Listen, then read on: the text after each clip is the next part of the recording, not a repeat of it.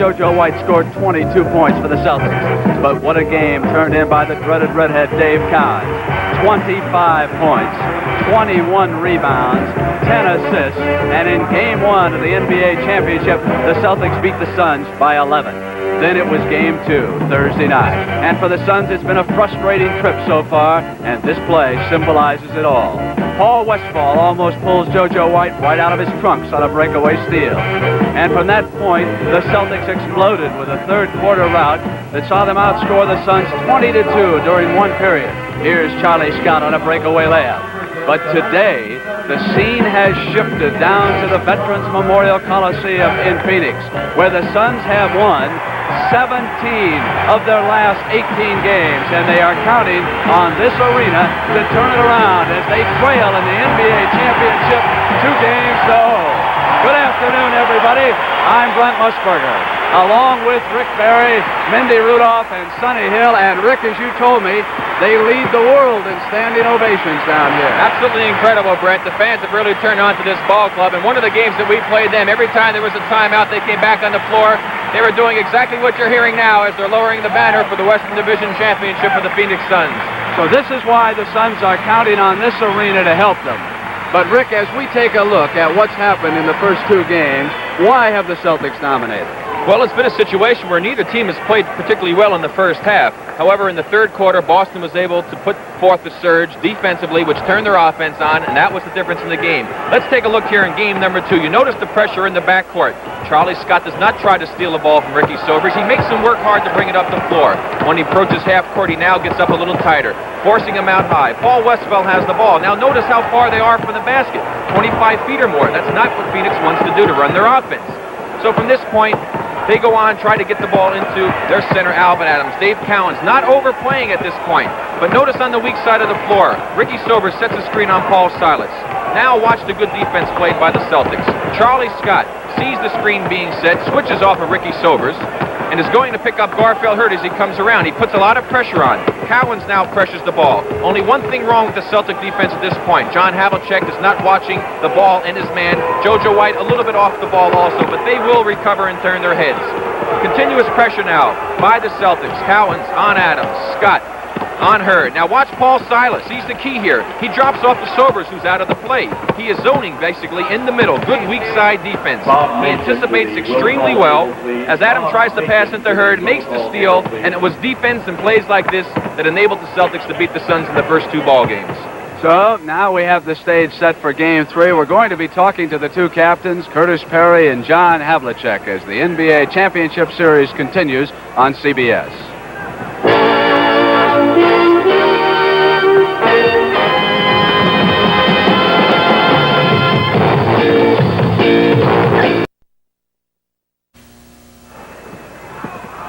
We're back now at the Veterans Memorial Coliseum in Phoenix, and I have to point out, Rick, that Sonny Hill has been booed by a lot of the fans down here.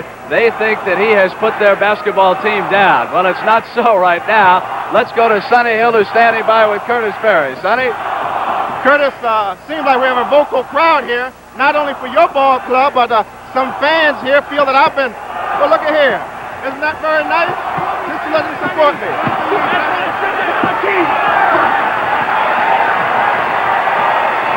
I think right there you can see the kind of fans that they have in the Phoenix area who are very much behind your ball club. Curtis, how do you see this game? And as the captain of your team, what do you feel your team has to do? Well, first of all, we're going to have to play really intelligent today. We can't make a lot of mistakes. Boston takes advantage of mistakes and turnovers. And we have to make sure that they don't get a lot of fast breaks today.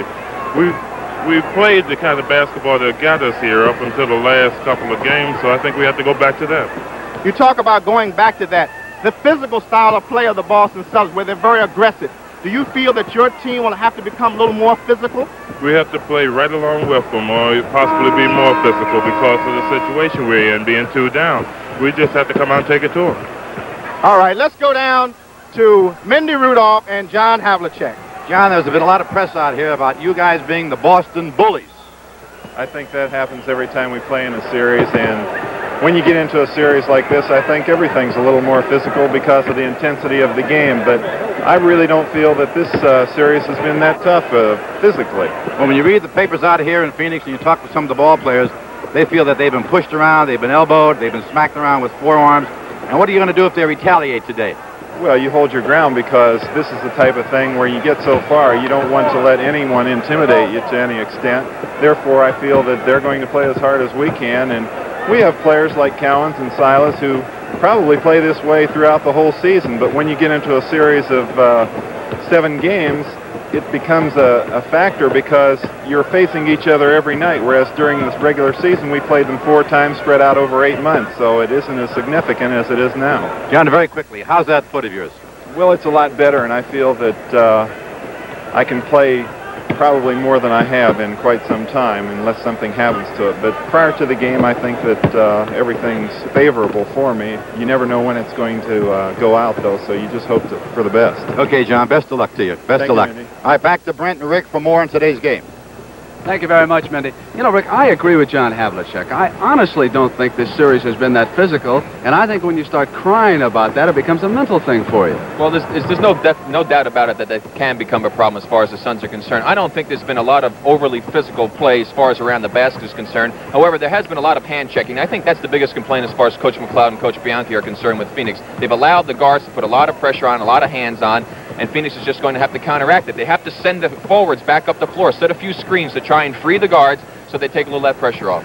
All right, Rick, stage is set. Boston Celtics have won the first 2 games of this NBA championship. Now it is Game 3 in Phoenix, and we'll be back with the opening tip-off in just a moment.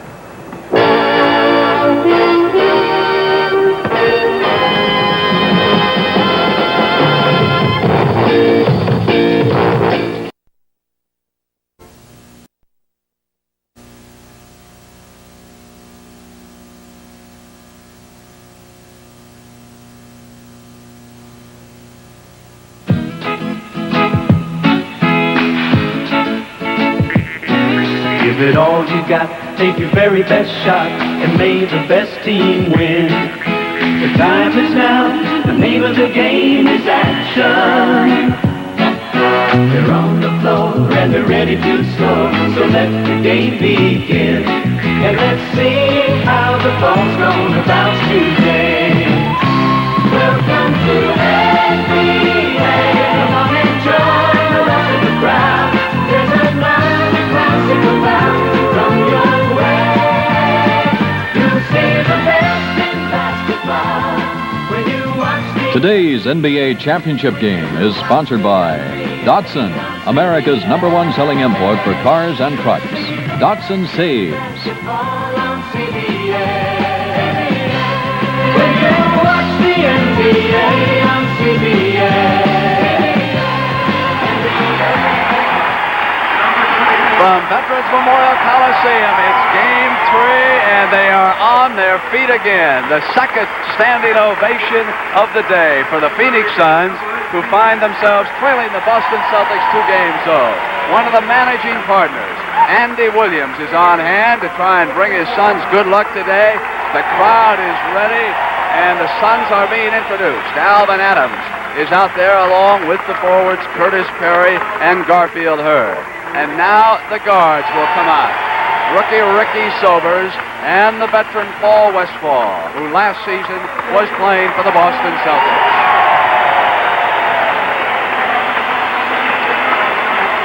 Let's take a look at the starting lineups because we do have one change for the Boston Celtics. Hurd will go against Steve Kaversky.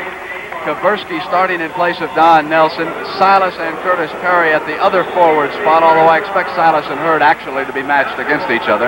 Adams and Cowens will be the starting centers as they have for the first 2 games. Then the guard matchups, and this is the area where the Celtics have had an advantage so far. White against Westphal and Charlie Scott, the former Phoenix Sun, against Ricky Sobers. And Rick, in talking to John McLeod, he indicated today that he might come with Phil Lumpkin early in this game to see if he can get someone to help them handle the basketball. They have not done well in that particular area, and that boo that you just heard, is for our fellow worker, Sonny Hill. Are they up for Sonny? Rick, they love you in this arena. Well, I'll tell you one thing. They didn't during the regular season, but thanks to Sonny, all the heat is off me.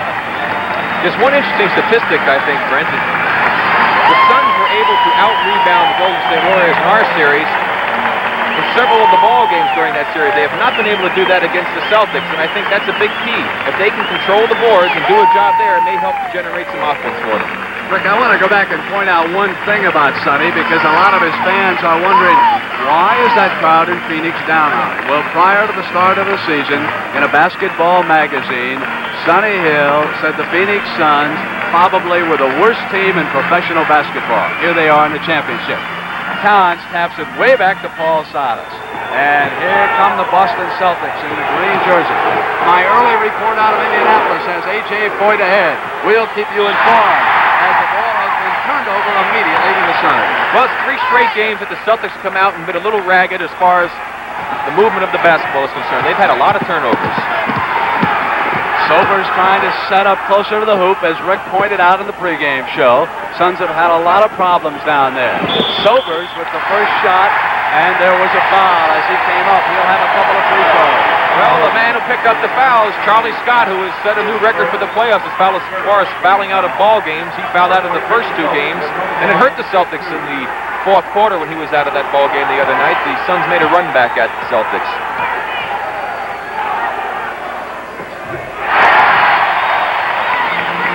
Ricky Sobers, of course, against us, had a tremendous game down here in game number 6 and really got the Suns off to a great start offensively, and maybe he's going to try and do the same thing here this morning. He scored the first 8 points against you in that game, Rick. Right. Now Scott handling the ball for the Celtics, bringing it up against Westphal. Here is Silas in the corner. Garfield Hurd backs off. They'll give Silas that shot. Cowens now to the top of the circle. JoJo pops one from the perimeter. JoJo White. Sobers against the pressure. Once they come across the timeline, as Rick pointed out, that's where the Celtics have been tightening up. Here's Curtis Perry, and you can see Cowens switch off on him. Sobers coming down the baseline. Ball deflected on the pass back, but he has regained control. Here's Perry giving it off to Garfield Hurd. Steve Kaversky with control, and the Celtics bring it down. We are just underway in game 3, and it's tied at 2. Inside move by White, and he threw the foul, pushing foul on Ricky Sobers, his first. That's a shame for the Phoenix Suns. Ricky Sobers picking up that foul. It was a very difficult shot JoJo had to make because Curtis Perry had some great defensive help on that play. And I don't think JoJo would have been able to make that shot had Ricky not fouled him. Wait till he shoots. You know, it's a tendency a lot of times of players to try and go for blocks and what have you, but a lot of times you should just let the man shoot the ball because he really has to take a difficult shot, and it's not a good percentage shot, and what we say is they bail him out all the time. Adams was down helping the guard. Sobers comes up quickly on White. Perry pumps, comes out to the right side. This is Silas down and off quickly to Charlie Scott. Westphal was there on defense. Ball went out of bounds, and the Celtics will have it. Well, if the Suns keep missing those shots, the Celtics are going to be able to get the ball up the floor quickly. They're controlling the defensive boards. John Havlicek sitting over on the Celtic bench, waiting to check in. Scott is short. Out of bounds as he tried to save it. It was Alvan Adams who jumped back there toward the crowd. I think everybody was surprised, both offensively and defensively, because Charlie Scott shot the air ball. They expected it to hit the basket, I'm sure.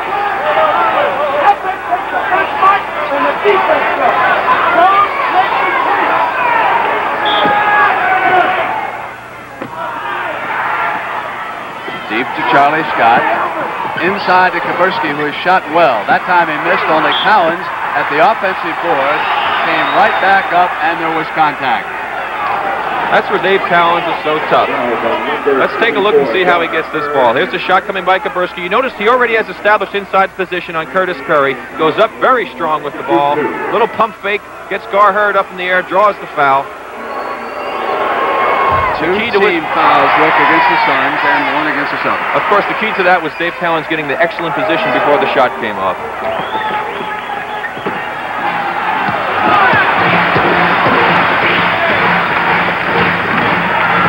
Scott goes down. Sobers makes his move. Garfield Hurd comes to the line, but no shot on it. Silas picks up the foul. Let's watch the defense by Charlie Scott here. Here he is playing defense against Sobers. Sobers starts to drive. Charlie tries to cut over in front. A little bit of a push, but they look like little Hollywood, Mindy. Little Cary Grant out there, right? He got touched, but he didn't get pushed out. Turn around, Westphal up over White, and Cowens controls the defensive board.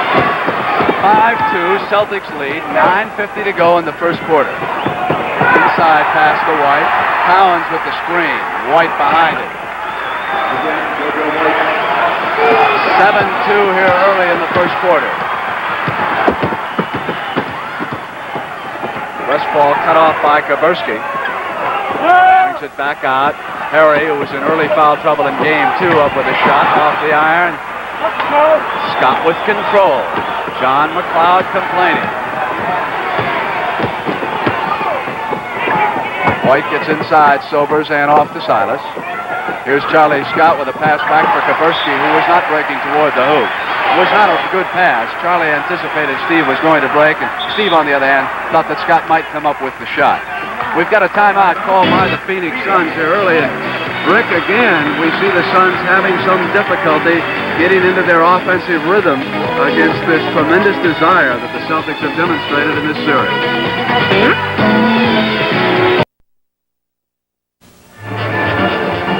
Coming up right after this basketball game, the Jack Nicklaus Memorial Tournament. Rick, how's that going right now?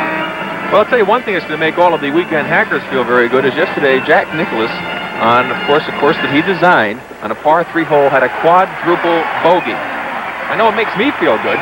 Quadruple bogey for the big guy, and he designed the hole, right? Yeah, of course Roger Maltby down there is doing real well, and it's a real battle. They're going to have a real good tournament down there, I'm sure, this afternoon. One quick question, Rick.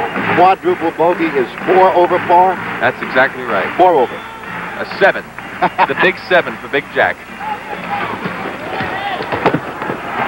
Sobers bringing it up against Charlie Scott. It's 7-2. The Celtics lead the Suns early in game 3. Westphal goes to the basket. That's the type of penetration they have not been getting in the first 2 games. They need more of that. The Celtic lead to 3. Celtics setting a play right now. They have been forced to go more to pattern basketball during the playoffs with Havlicek on the bench. Cowens off to Silas inside. And with a 3-second violation, they have turned it over. That was good defense that time by the Suns. They threw the high lob pass into Cowens, who was being fronted by Alvan Adams. And good weak side help that time by Curtis Curry. Suns, Rick, with an opportunity to pull to within 1 point. Knocked away, turnover. Kaburski on the floor, and Alvan Adams picks it up and shoots it off the iron. Comes back up against JoJo White. Small foul when he came back up in the air. Garfield Hurd picks up his second foul there. Alvan Adams, I think, took a little bit too quick a shot. He had a little bit more time to do something constructive, but he rushed that shot just a bit.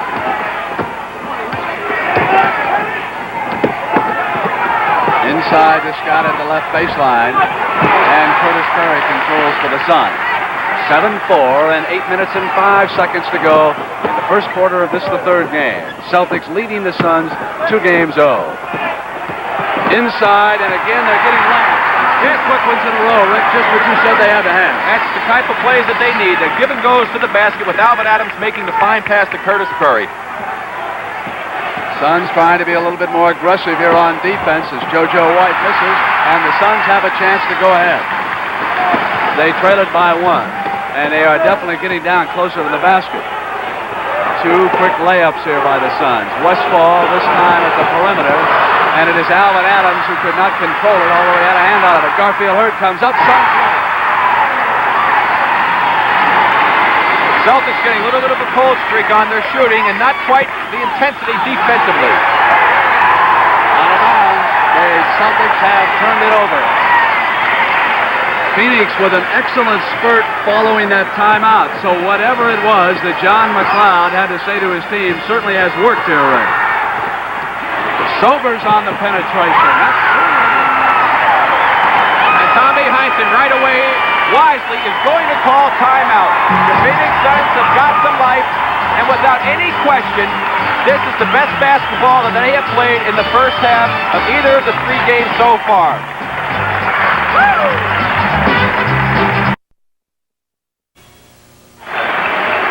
They talk about the home court advantage, and you can feel the crowd urging the Phoenix Suns on here in Game 3. A completely different atmosphere, and the team has responded differently. The one thing Phoenix has responded well, getting opportunities, but what they've done is take advantage of breakdowns of the Boston Celtics defense. I'm sure Tom Heinsohn was talking to them about their defensive breakdowns.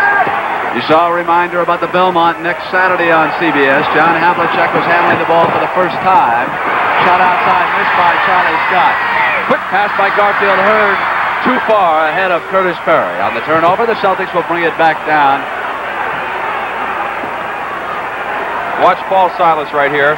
And Garfield Hurd holding a little bit on that rebound attempt there. Perry picking up Havlicek. Cowens picked off Perry, so Adams jumped out on Hondo. Hondo moving around Alvan Adams. Hurd tipped back. The ball to Paul Westphal.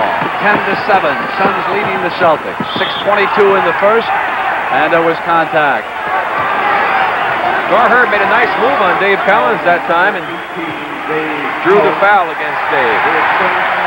His first foul. There's the play. Picks the ball up from Westphal. Good fake. Head fake to the right. Dribble left. Cowens with the hand check. Picked up the foul.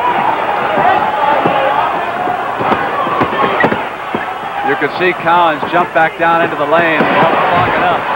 And Alvan Adams, but inside. Silvers couldn't put it in on the offensive rebound. JoJo White back down with Havlicek. As Hondo comes, and Scott goes to the basket. And Paul Silas has stolen the ball, and the crowd is claiming foul. Turn it over. Charlie Scott gave it up. Silvers goes to Curtis Perry, who shot through. It's 12-7. Suns over the Celtics. Suns right now are playing Boston Celtics type basketball, and they're beating them at it. Back to Charlie Scott, who throws up one from outside, and Alvan Adams is there. Bad shot for this stage of the game. They've got to try and get inside. Westphal gives it up. Perry maneuvering on the turnaround off the side, and Cowens was there for control. White off to Havlicek. Havlicek with a short jumper. Crowd claiming that he should have turned it over when he stepped inside, that he traveled. It's 12-9 and 5:14 to go in the first quarter.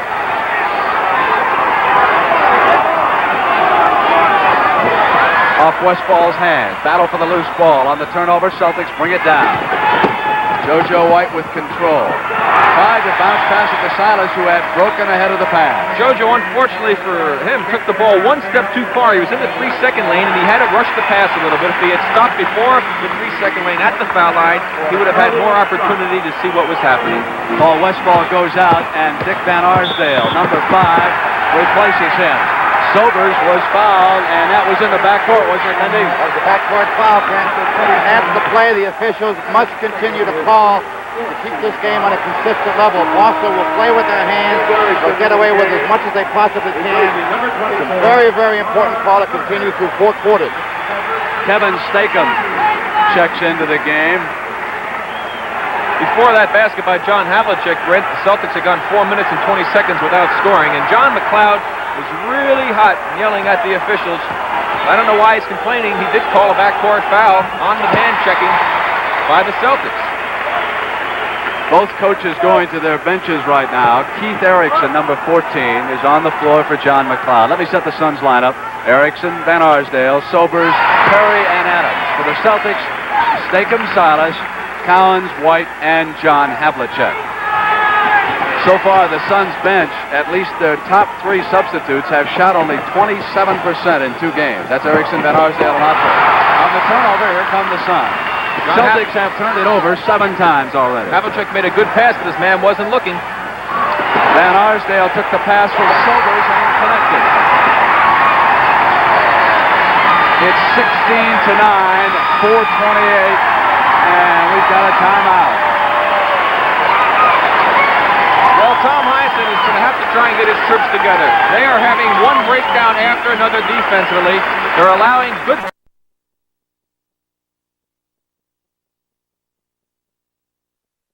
by Ricky Sobers, Paul Westphal, and when that happens on the last play that we just saw, Dick Van Arsdale got an easy opportunity from the outside. Sobers penetrated to the middle, pulled the defensive men to him. He saw that there was no opening, pitched the ball out to Van Arsdale, who had a good 15-foot shot from the side, and he loves that shot. Rick and Mindy, can a team keep it up the way Phoenix starts out? Well, they can with this home court edge, and that's something I want to ask Rick about. Rick, is it such a tremendous edge when we saw Phoenix play the 2 games up in Boston? Now they come home. Is it the familiarity on the court, the spots on the court? Is it the basket? Is it the shadows? What is it that makes a team play so well at home and so poorly on the road for 2 games? Well, Mindy, I think what you mentioned are all contributing factors. But without any question in my mind, the biggest factor is the crowd. These people are really behind this ball club. Everything that they do, they respond to. They make a good defensive play, a good offensive play, what have you. They yell. They go crazy. And what happens inside of you, it's not that you're not ready to play totally 100%, but it seems like you get 125, 150. That adrenaline really gets flowing when that crowd gets yelling. And it's a fantastic feeling. It really is. Someone asked me that once, Rick, and I said, you dribble a little better, you jump a little higher, and you run a little faster. Exactly. Rick, we've got an update here on the Jack Nicklaus Memorial Tournament. Hale Irwin, there's a friend of yours. Look what he's doing. Yeah, well, Hale is smoking, as they say. He started day 3 over par. He's played only 5 holes, and he's birdied 3 of those 5 holes. And in this Game 3 of the NBA Championship from Phoenix, Arizona, in the last 5 minutes, the Phoenix Suns have outscored the Boston Celtics 14-2. Keep in mind that the Celtics have won the first 2 games of this series, and the happiest man here has to be Andy Williams. He is applauding every Suns basket. He's going to bring him good luck. Well, this is a good friend of Dick Block's. Another turnover there, as you saw, by the Celtics. That is 8 turnovers, and we have 4 minutes and 27 seconds left in the first. 4 team fouls against the Celtics and 3 against the Suns. JoJo White is picking up Dick Van Arsdale. His twin brother Tom, seated just behind me, watching the action. He plays for the Atlanta Hawks, and here is Dick. Jump shot, he's 1 of 2. Cowens outlet to White. Erickson back on defense. JoJo gets inside. Stakem was up there, but the Suns control, and it is Alvan Adams. Gives it off to Erickson, back to Van Arsdale on the 3-on-2, but they can't put it down. Sobers on the interception. Took it away from JoJo White. Gave it back to Van Arsdale. And it was the Rookie of the Year, Alvan Adams, who tipped it in. It's 18-9. I cannot believe the Suns are beating the Celtics in a running basketball game. This is really amazing.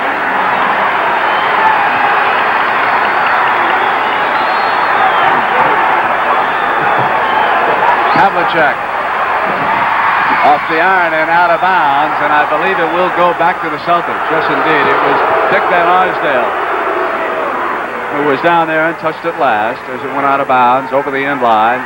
Richie Powers, the referee, right there on top of it. Don Nelson will check into the game for Tommy Heinze. This is a heck of a pace they're going at right now. And, of course, Dave Cowens, has played a lot of minutes in playoff competition. And this may have an effect on Dave as far as his stamina is concerned. He's such a horse, Rick.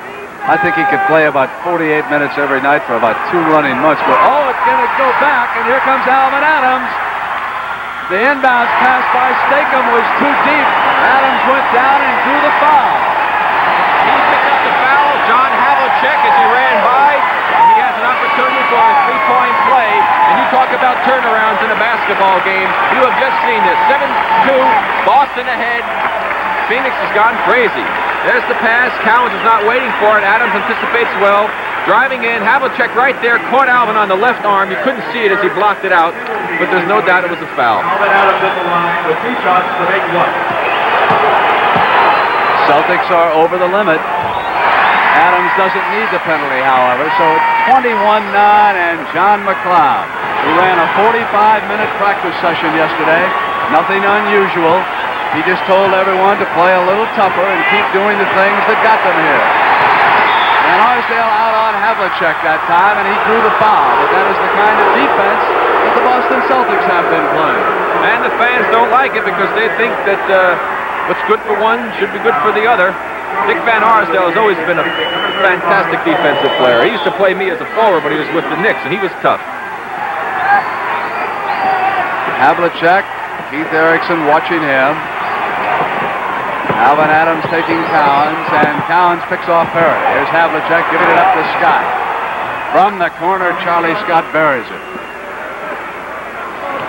Watch Van Arsdale now. He was guarding Scott. Watch Scott come around. Dick gets caught standing. A screen by Nelson. Look at that screen by Don Nelson. That is a foul.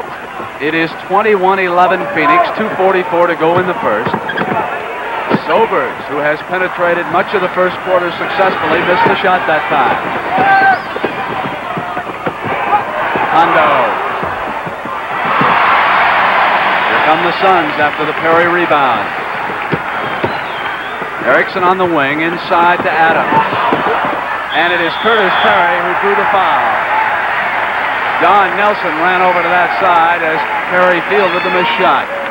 Good hustle that time by Curtis Perry. He worked very hard to get underneath and get good position. Cowens with good defense, and Adams' ball was short, and Curtis is in the right place. Paul Westphal coming back into the game, and Ricky Sobers goes out. You know, that replay that we showed, you were wondering probably how did Charlie Scott get open for that jump shot that he made. Well, you saw what happened. Don Nelson almost took Dick Van Arsdale's head off. You're right, Rick. And that screen belonged on a storm door. It was so big.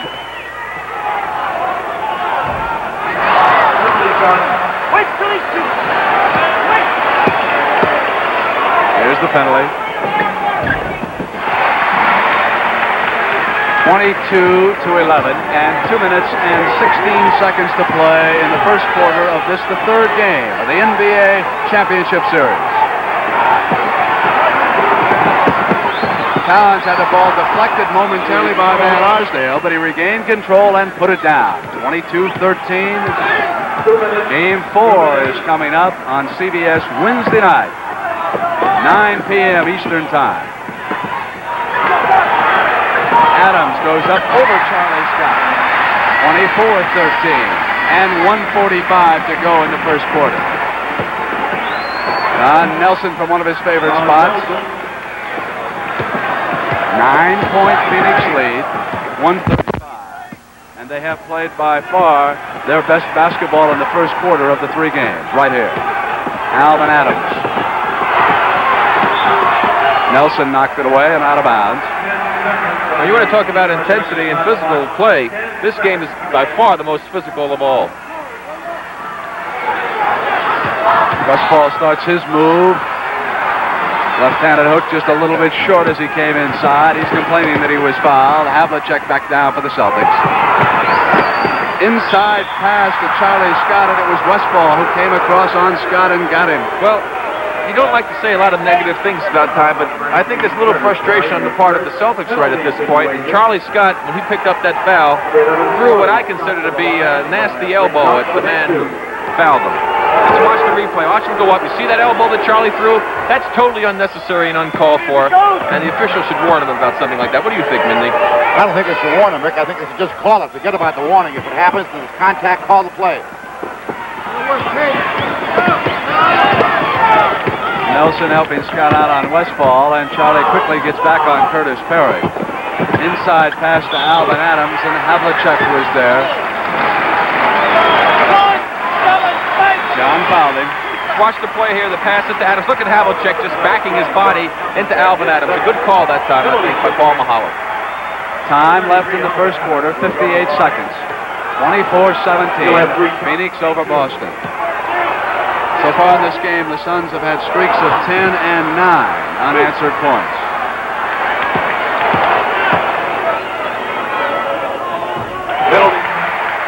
Here's the penalty. A 9-point lead by Phoenix.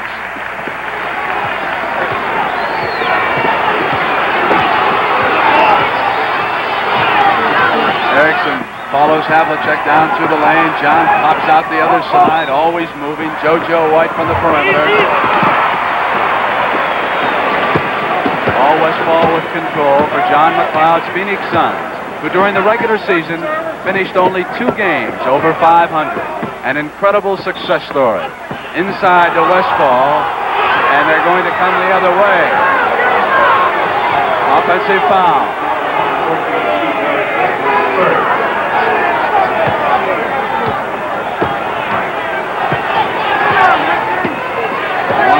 Seconds left in the first quarter.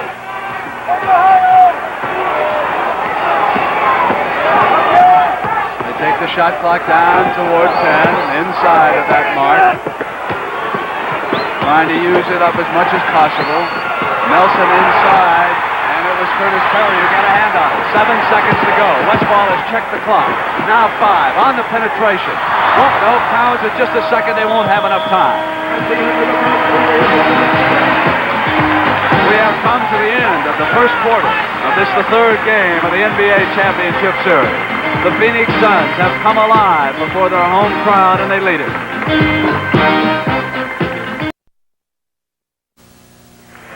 The second quarter just beginning here at Phoenix, 26-17. The Suns over the Boston Celtics. An update on that story out of Indianapolis. Rain has suspended the 500 at the 103rd lap. Johnny Rutherford is ahead. And Rick, what have you got on the Memorial Golf Tournament? Well, we're going to have a real battle going down to the wire. Roger Maltby is leading, the -4. Don Bees, -2. Hale Irwin even. Jerry Tate even. And Rod Funtz at the even par. Erickson, Westphal, Van Arsdale, Hurd, and Adams on the floor against Scott, Havlicek, Nelson, Silas, and Cowens. Havlicek working at guard for Tommy Heinsohn. Garfield Hurd with the quarter's first shot at his miss. And Cowens with that aggressiveness that he has demonstrated all season long. Controlling the board, coming back down on offense. Havlicek with a shot that is short. Cowens went there to save it, but the Suns with control, and they bring it down. Westphal giving it to Keith Erickson. Nelson came over on defense, and Alvan Adams cleans up. That's the advantage you have of getting the ball up the floor quickly. The defense does not get back in time, and they don't have the position underneath the boards to get opportunities like that. Traveling. Celtics have turned it over. 11 turnovers and 5 for Phoenix. Tommy Heinsohn has one of the most disgusted, perplexed looks on his face.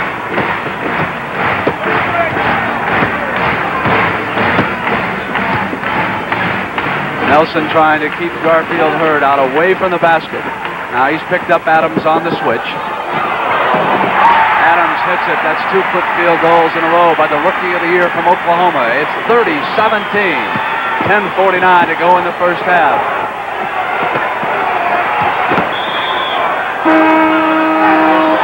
Whistle away as JoJo White checks back in. 14.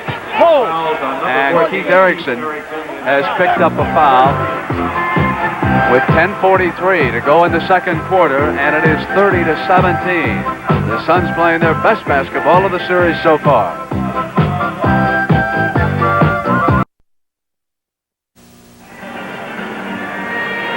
There's John McLeod's wife, Mindy. And we learned something before the game that I didn't know about John McLeod, Brent. He was a light heavyweight boxer and sparred with Jimmy Ellis. I was surprised to hear that. I was shocked. Pretty good with his hands, I'm told. He and Al Adams will have a good go. Listen, that's a pretty tough bench right there. McLeod, Bianchi. Bianchi won't back down. He never did. I've seen your coach Al Adams in action at some time, and I'll tell you, he is a tough cookie. 10:43 to go in the first half. They're all over the ball. Phoenix is playing Boston Celtics-style defense here, forcing one turnover after another. Dennis Autry will be checking in. Westphal inside, and Jimmy Ard, who's come off the bench, just took it away from him. Cowens getting a break. They leave Havlicek wide open, and he missed. Jimmy Ard tried to push it back in, wouldn't go. Jimmy Ard played extremely well the other night in the Boston Garden, getting a chance here, second quarter. 30-17, Celtics trailing.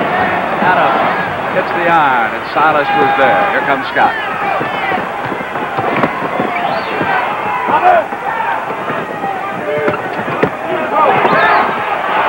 White off to Silas. And Silas puts it down. And we've got something going between Scott and Westphal. No question about it. I saw them going. Westphal gave him a pretty good shove when he set his screen, and Charlie came back with an elbow throw. And Richie Powers wisely called a foul. It was on Paul Westphal and separated the two men. Number 44. Here's Westphal driving it as he comes in. Jim Ard in the right place at the right time as Paul Westphal made like a football handoff to him. Westphal and Scott just shook hands. Scott gives the ball to Havlicek. 9:52 to go in the first half. Westphal sticking with Scott. Now they switch. Van Arsdale has Scott. ball control by the Suns. They lead it 30-17. Garfield Hurd.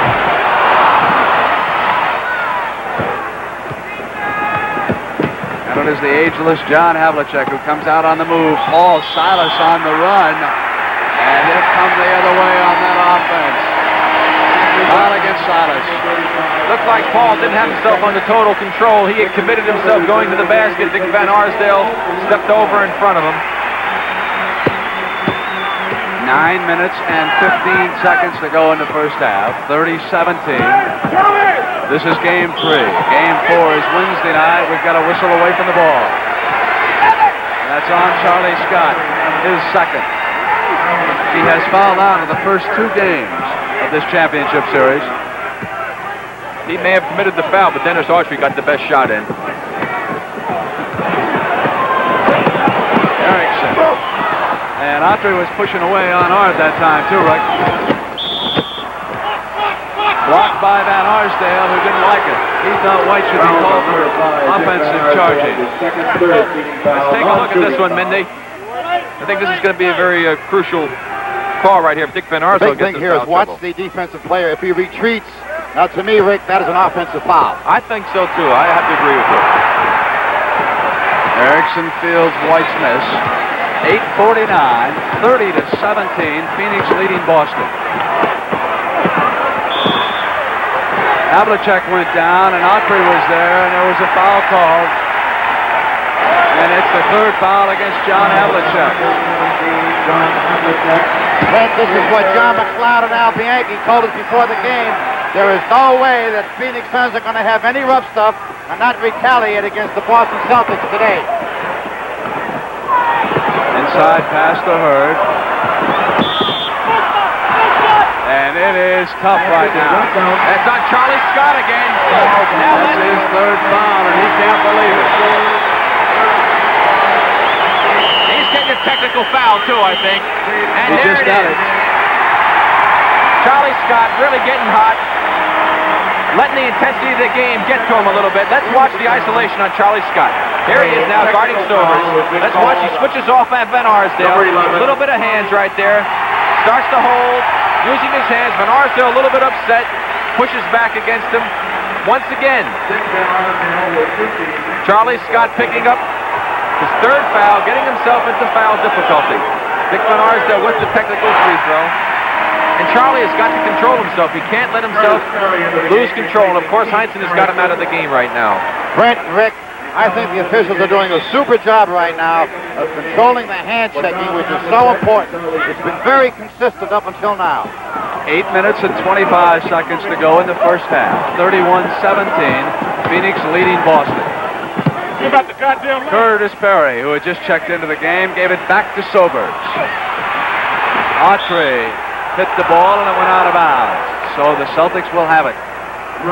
As far as the team fouls are concerned, 3 against Phoenix, 3 against Boston, and 8 minutes and 10 seconds to go. The Celtics have not scored so far in the second quarter. From the corner, Silas, and they still haven't scored. Sobers twists around, gives it up to Perry. Garfield Hurd gave it up after controlling the offensive board. Evan Stako. And the lid is on for Boston.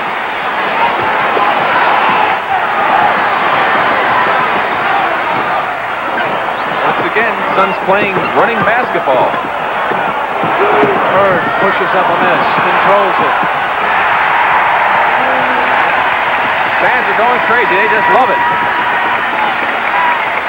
7 minutes and 22 seconds left in the second quarter, and Tommy Heinsohn is going to take a timeout.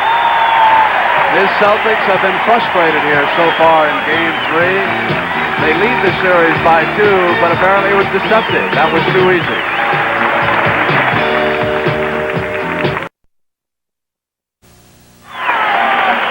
And the crowd again coming to their feet. I think, Rick, that's about the 3rd standing ovation for the Phoenix Suns, and why not? They've got up 33-17. Boston still looking for its first points here in the second quarter. Shot clock down inside 10. Cowens has come back in. There's another one of those bailout fouls that we talked about. Jojo White had already gone into a shot. He had taken the shot, and Ricky Sobers ran into him after he had shot the ball and picks up what I have to call a silly foul. Second foul on Sobers. And 4 team fouls against the Suns, with 3 against the Celtics. 7:07 left in the second quarter. Don't forget at halftime, Red Auerbach on round ball. And a report on that Jack Nicklaus Memorial Golf Tournament from Pat Summerall.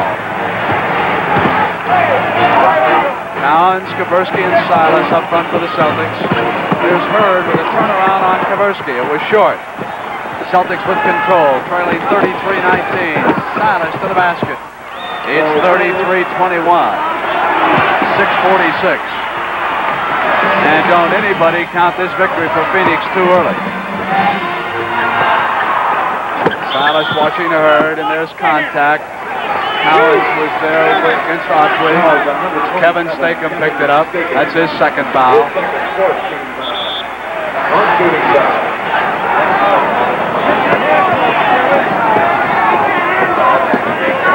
Perry against Kaversky. Put it down. 35-21.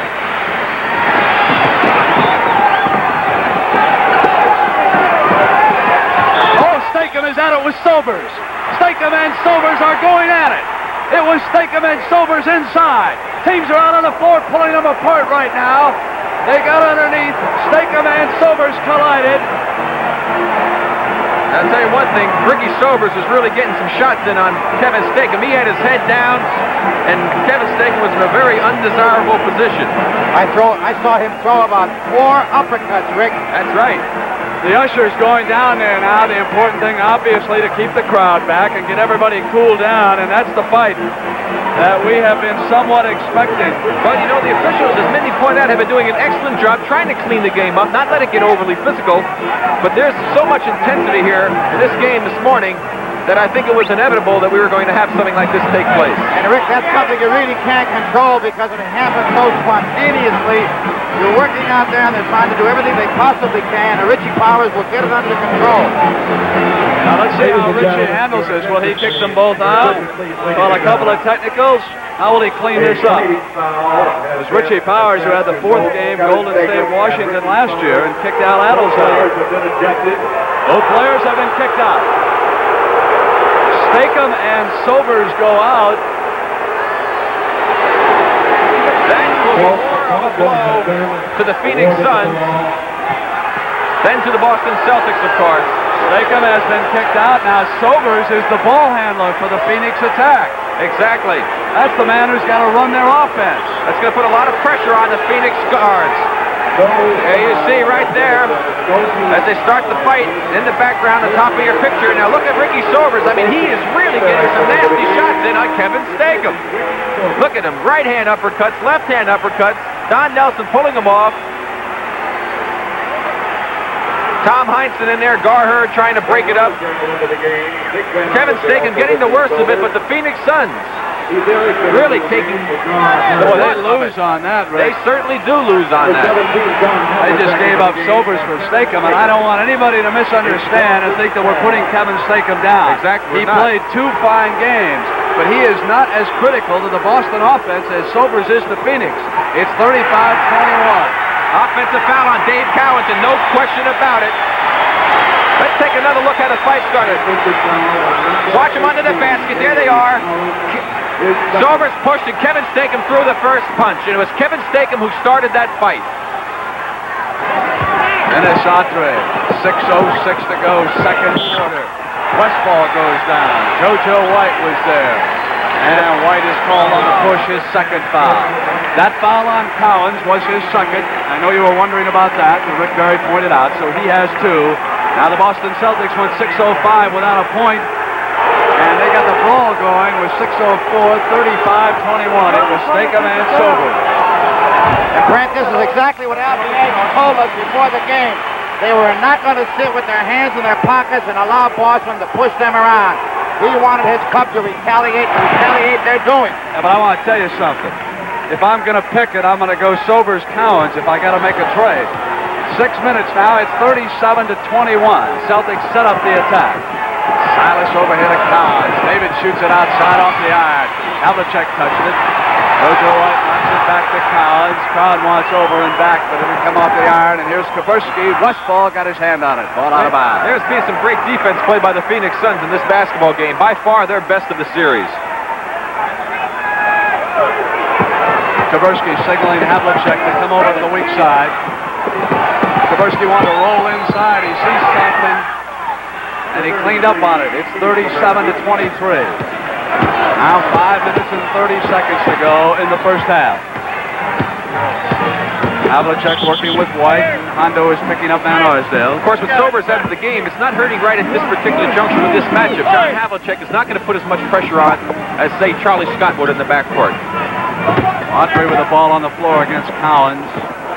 Inside to Curtis Curry on the turnaround. He hit it. 39-23 and 5:14 to go in the first half.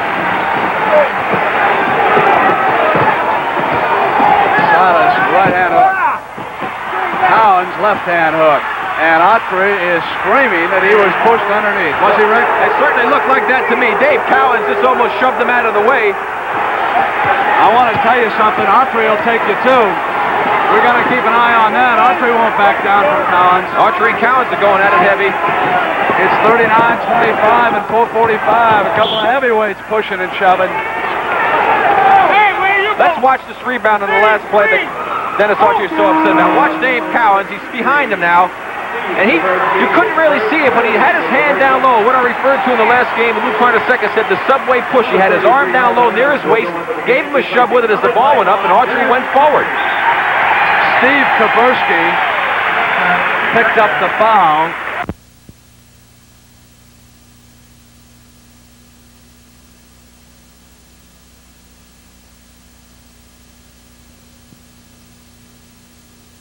But there's so much intensity here in this game this morning that I think it was inevitable that we were going to have something like this take place. And Rick, that's something you really can't control because it happens so spontaneously. You're working out there and they're trying to do everything they possibly can, and Richie Powers will get it under control. Now let's see how Richie handles this. Will he kick them both out? Well, a couple of technicals. How will he clean this up? It was Richie Powers who had the fourth game, Golden State, Washington last year, and kicked Al Adelson. Both players have been kicked out. Stakem and Sobers go out. That was more of a blow to the Phoenix Suns than to the Boston Celtics, of course. Stakem has been kicked out. Now Sobers is the ball handler for the Phoenix attack. Exactly. That's the man who's got to run their offense. That's going to put a lot of pressure on the Phoenix guards. There you see right there, as they start the fight in the background, the top of your picture. Now look at Ricky Sobers. I mean, he is really getting some nasty shots in on Kevin Stakem. Look at him. Right hand uppercuts, left hand uppercuts. Don Nelson pulling him off. Tom Heinsohn in there, Garher trying to break it up.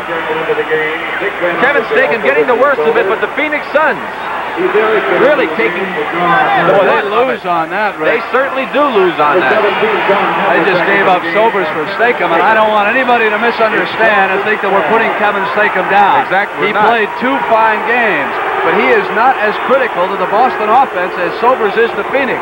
It's 35-21. Offensive foul on Dave Cowens, and no question about it. Let's take another look how the fight started. Watch him under the basket. There they are.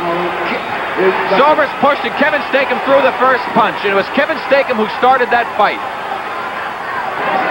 Dennis Autry, 6:06 to go, second quarter. Westphal goes down. JoJo White was there. And White is called on the push, his second foul. That foul on Cowens was his second. I know you were wondering about that, and Rick Berry pointed out, so he has 2. Now the Boston Celtics went 6:05 without a point, and they got the ball going with 6:04, 35-21. It was Stakem and Sobers. And Brent, this is exactly what Alvan told us before the game. They were not going to sit with their hands in their pockets and allow Boston to push them around. He wanted his club to retaliate, and retaliate they're doing. Yeah, but I want to tell you something. If I'm going to pick it, I'm going to go Sobers-Cowens if I got to make a trade. 6 minutes now, it's 37-21. Celtics set up the attack. Silas overhead of Cowens. David shoots it outside off the iron. Havlicek touched it. JoJo White knocks it back to Cowens. Crowd wants over and back, but it'll come off the iron. And here's Kaversky. Westphal got his hand on it. Ball out of bounds. There's been some great defense played by the Phoenix Suns in this basketball game. By far their best of the series. Kaversky signaling Havlicek to come over to the weak side. Kaversky wanted to roll inside. He sees something, and he cleaned up on it. It's 37-23. Now 5 minutes and 30 seconds to go in the first half. Havlicek working with White. Hondo is picking up Van Arsdale. Of course, with Sobers out of the game, it's not hurting right at this particular juncture with this matchup. John Havlicek is not going to put as much pressure on as, say, Charlie Scott would in the backcourt. Autry with the ball on the floor against Cowens. Inside to Curtis Curry on the turnaround. He hit it. 39-23 and 5:14 to go in the first half. Silas, right-hand hook. Cowens, left-hand hook. And Autry is screaming that he was pushed underneath. Was he, Rick? It certainly looked like that to me. Dave Cowens just almost shoved him out of the way. I want to tell you something. Autry will take you, too. We're going to keep an eye on that. Autry won't back down from Cowens. Autry and Cowens are going at it heavy. It's 39-25 and 4:45. A couple of heavyweights pushing and shoving. Let's watch this rebound on the last play that Dennis Autry is so upset about. Watch Dave Cowens. He's behind him now. And you couldn't really see it, but he had his hand down low. What I referred to in the last game, Lou Carnesecca said the subway push. He had his arm down low near his waist, gave him a shove with it as the ball went up, and Autry went forward. Steve Kaversky picked up the foul. And it is Autry who is standing there at the free throw line with the Suns ahead of the Celtics, 39-25, and Alvan Adams ready to come back in. If any of you are sitting around wondering how much this means to the players to be in the championship finals, I think this game is indicative of the feelings going on at both ball clubs.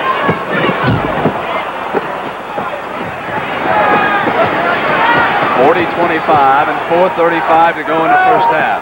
We're going to take a special look at Paul Silas at halftime here on CBS. Mindy Rudolph with that feature. I'm sure you're going to enjoy it. Here's White. Got it down, and there was a foul. 44, Westphal got to it. His second foul.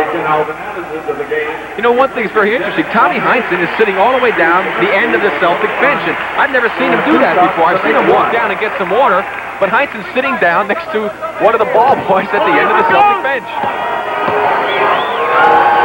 That's Tommy Heinsohn's unhappy position. When he's not happy with his players or the officials, that's where he goes, down at the end. It was Richie Bowers who ejected him recently from a game. We had a foul away from the ball that time.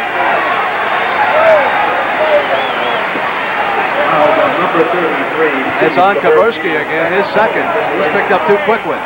It was Richie who kicked Heinsohn out of that game in the Boston Garden when he walked back into the crowd. He walked back behind the bench, went right and into the crowd, and Richie said, "Good night, don't stop, go ahead and get the water warm." What do we shoot? President Red Auerbach made that slow walk down through the garden, got the ovation.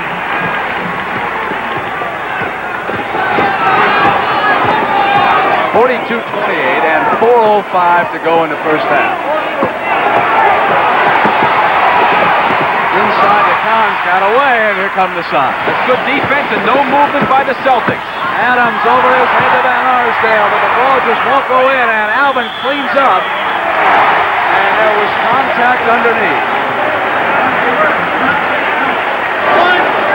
And foul's on Dave Cowens. Third. Here's a nice pass to Van Arsdale by Adams. He lays it up. Didn't get it high enough on the board. It bounces around. Adams picks it up. Goes up with the shot. Cowens picks up the foul. Mindy, what do you think about his left arm? It was there, but I think the foul took place first, Rick, and there was no contact, so therefore it was a no. That's a good call by the official.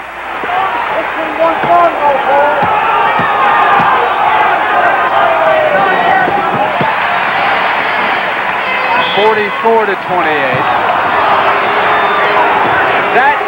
What you have. That's a really stupid foul by Curtis Curry. Things are going well for the team. The Celtics are having trouble generating things, and he picks up a silly backcourt foul reaching in. John Havlicek will go to the line. He'll have 3 shots to make 2. Well, he's laughing about it, but it's not very funny, really, when you consider the consequences. Gives the Celtics a chance, especially a good free throw shooter like Havlicek, to pick up 2 easy points. They got a break. Of course, he has the bonus. And then the penalty, right. He's missed the first 2. Well, when things don't go good for you, they just don't go good for you. Every time we talk on the telecast about good free throw shooters, this is what happens. It's incredible.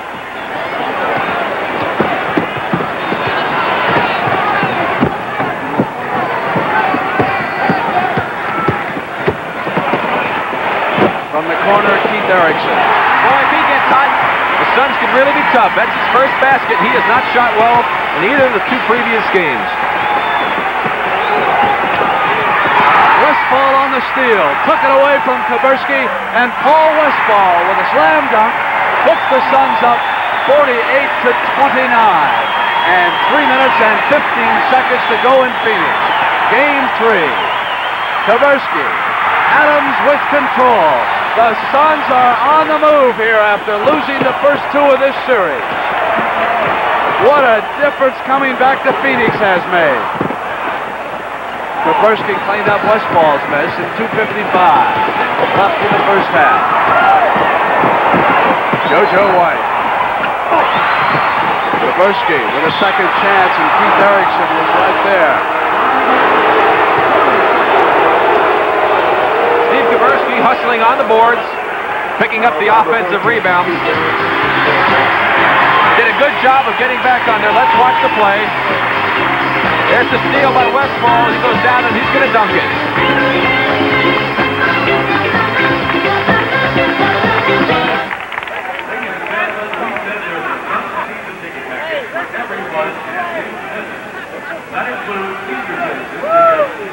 All right.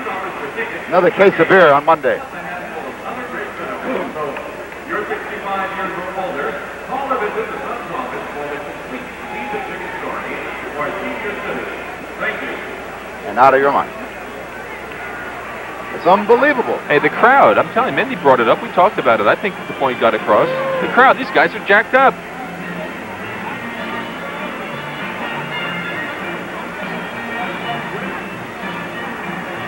Hey, I told you they were going to play better. The guys, they're not that bad.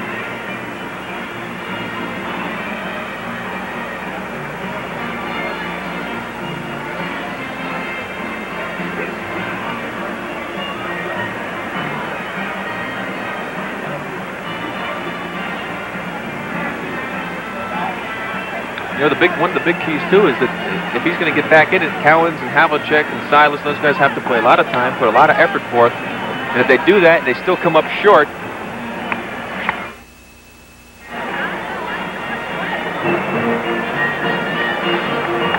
Sandy?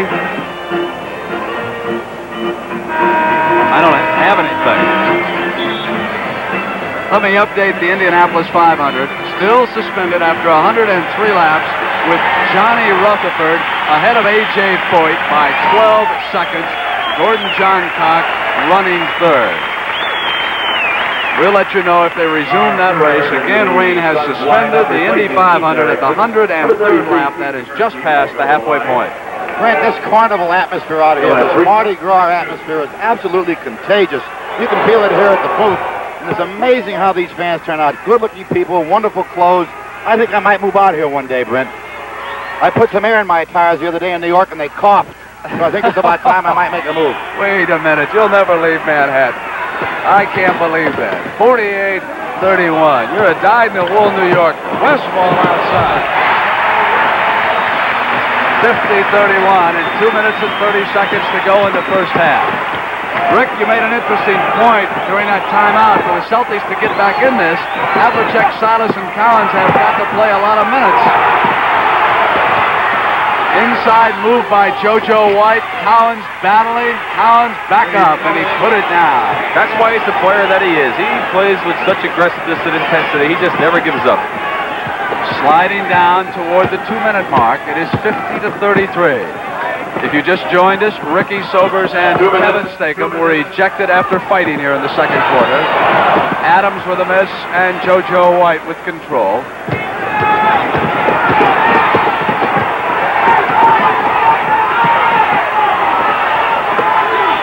Kaversky over to Paul Silas.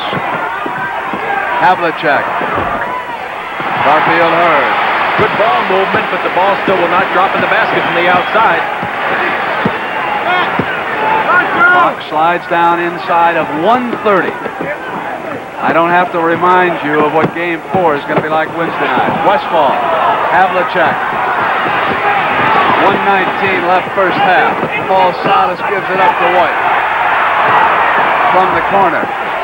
Kaversky. It is at the offensive boards where the Celtics are getting it done. Cowens and Kaversky. 50-35. Down toward the 1-minute mark. White keeping an eye on Westphal on the dribble. Here's Curtis Barrett. Westphal goes inside. Guy comes out to the top of the circle with control.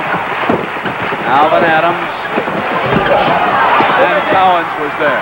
Not a good shot for the Suns that time. They needed to come down and get a good shot and try and score again to stop this Celtic mini-surge. 43 seconds, and as Kaversky began his assault on the basket, he was fouled.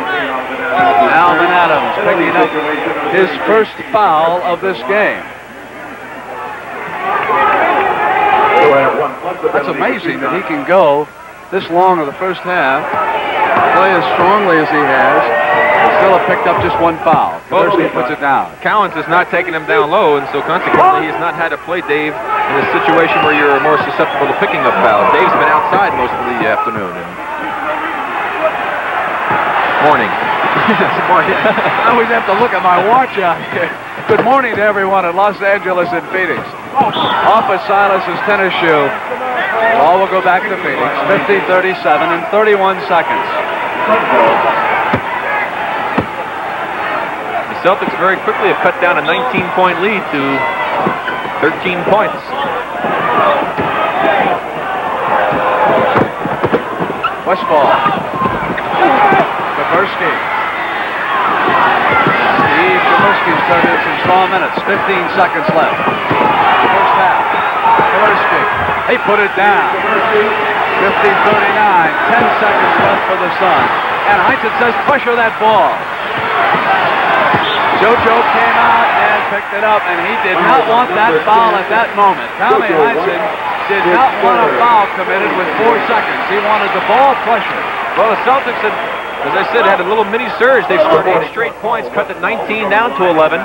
Now they're giving the opportunity for the Suns to pick up 2 more points and go in possibly with a 13-point lead.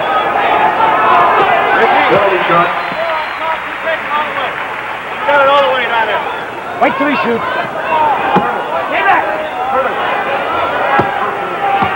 Steve Kaversky is playing extremely well, even though he dislocated his little finger in the Cleveland series, and he still has it taped. It is quite painful. And the Celtics give it up with 3 seconds. Garfield Hurd outside off the iron. He was close, wasn't he? That's the end of the first half, and listen to this crowd. They've come to their feet again. It has been the Phoenix crowd that has turned Game 3 around. Suns lead it 52-39. Opening the second half for Boston, Charlie Scott, JoJo White, Paul Silas, John Havlicek. Next Saturday on CBS, you'll see if Super Joe Einhorn can complete what he missed here. He will attempt to jump over 15 buses. That would be a new record as far as motorcycle jumping is concerned. Next Saturday on the CBS Sports Spectacular. And, of course, that will be along with the Belmont. Bull Forbes against Elocutionist. And here in Phoenix, I don't have to tell you, the crowd is up again as they have been all game long. It's 52-39 as we get set to start the third quarter. Maybe it's Superman who's doing it, right? Well, I'll tell you one thing. The Suns are ahead, but neither team has shot well. Both shooting 34%. Very surprising statistic. Scott back on the floor for Tommy Heinsohn. Adams got inside of Cowens.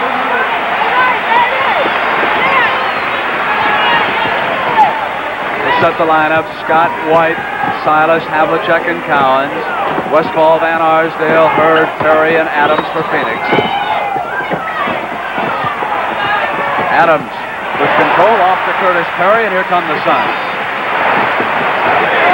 Tommy Heinsohn on his feet already here at the beginning of the third quarter. Van Arsdale. He came off the bench again when Ricky Sobers was kicked out. That's exactly what the Suns had to do. Come out, be aggressive, and establish themselves again early in the third quarter. Turnover. Pass out of bounds. White and Scott could not connect. Something that's been plaguing the Celtics in all three playoff games thus far. Sloppy ball handling, a lot of turnovers for this basketball team. Silas comes out but couldn't steal it. Scott got back down on Hurd. Havlicek. JoJo White. Van Arsdale goes off on Scott. Cowens. Elbow on Dave Cowens. Big call right there. That's 4 personal fouls on Dave Cowens. And he just threw the ball away. Didn't get called for a technical foul. And I know many times that I've done a few last things and a technical has been called. Cowens going over to argue with Richie Powers. Sure, Richie Powers did call a technical foul on Dave Cowens for throwing the ball away from him. And I know what exactly Dave Cowens is saying to Richie Powers. If you can't catch it, it's not my fault. Dick Van Arsdale did not capitalize on it. Missed the free throw.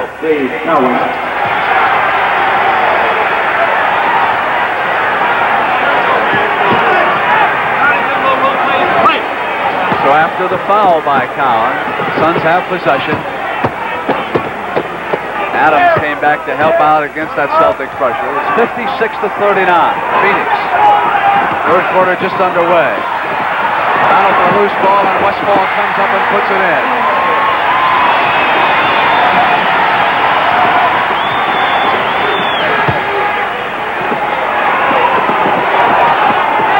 Cowens. And Curtis Perry is there to deny the Celtics a second chance.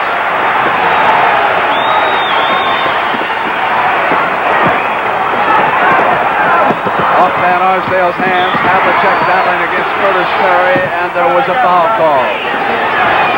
Mindy, I hope we have this one on replay, because I don't think this is the backcourt foul against Curtis Perry. Now, first of all, Havlicek never has the ball.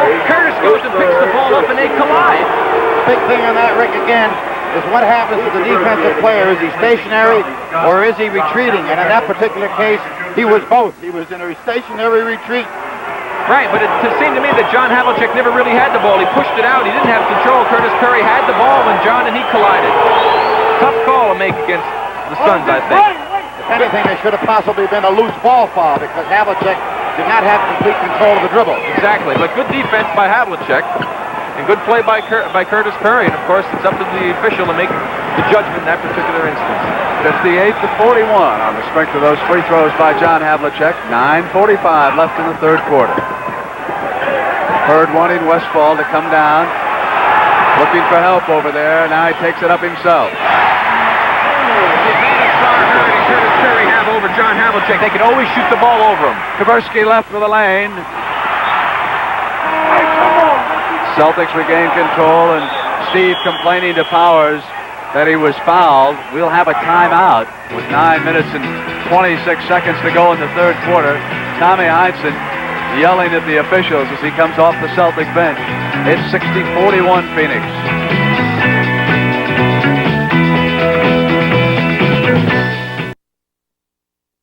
Rick and Mindy, the Phoenix Suns have the prettiest fans in all of basketball. I wouldn't touch that with a 10-foot ball. New York Cosmos against the Tampa Bay Rowdies. Soccer action comes to CBS next Sunday at 1:30. We talk about action. We've had it so far in this basketball game. Kaversky with 3 personal fouls. One team foul against the Suns. The Suns have outscored the Celtics 8-2 this period. The Celtics are without a field goal. Just 2 free throws by John Havlicek. Inside to Curtis Perry. And a second chance coming up for the Suns, but Garfield Hurd could not convert. Dave Cowens.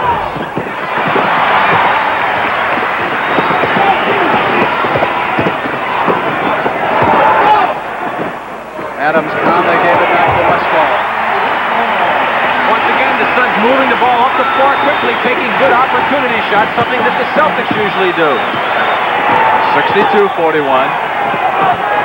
Gar Hurd got a hand on the ball, and he's called for a foul. Came out on Havlicek, and that's 2 team fouls against the Suns. It's the biggest lead right now, Brent, 21 points for the Suns. Short. And a chance to make it 23. That was blocked by Gar Hurd. Drew the foul from Havlicek as he came inside. And that's 4 fouls on Havlicek. Gar Hurd does that so well. He comes from the weak side and really leaps and catches a lot of balls, deflects them. Let's watch this play. Here's Hurd coming into the basket, pulls up, hesitates a little bit. Havlicek caught him on the arm just a bit. You can see him raising his hand. He knew that he committed the foul. And, of course, Boston now has several players in foul difficulty. Brick and Mindy, how can an athlete who appears to be as strong as Garfield Hurd get traded so many times as John Havlicek goes out? Hurd played Chicago, Buffalo. Here he is in the championship. I think it depends, Brent and Rick, on what a particular club is looking for and what talents they can utilize as far as Garfield Hurd is concerned. He has blended perfectly into the Phoenix type of pattern basketball. And Rick, if you have another opinion, let's hear it. Well, I have to agree with him, Mindy. It's a situation where you have to fit into exactly what the team's looking for. And Gar Hurd, of course, having played at Oklahoma under McLeod, he knows what this system is all about. It's taken a while, of course, to get used to the other players, but since he became accustomed to this Phoenix style of play, he's done a super job for him, and they've really turned around in the second half of the season. Now that we have eulogized him, he has gone to the bench with his 4th personal foul, but he'll be back. 64-42 and 8:17 left in the 3rd quarter. Westphal ahead of Scott. Off to Keith Erickson. That's a great pass by Paul Westphal. He made the defense commit themselves. The last second dropped it off to Erickson for an easy basket.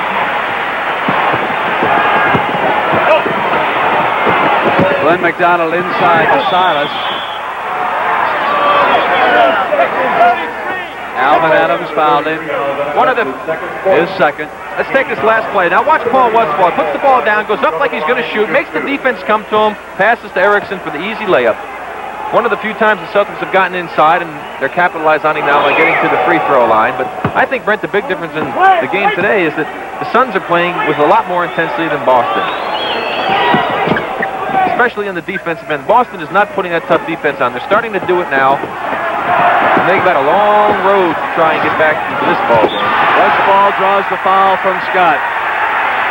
Another good move by Paul Westphal. Charlie Scott putting a lot of pressure on him. He got him out of position, hesitated on his dribble, and we'll take a look at it. Now watch him here. He gets in front of Charlie. Charlie's putting pressure. He hesitates a little bit. Charlie, in his pursuit, could not stop his momentum and ran over his back. Good play by Westphal. 4 fouls against Scott. 4 fouls against Cowens.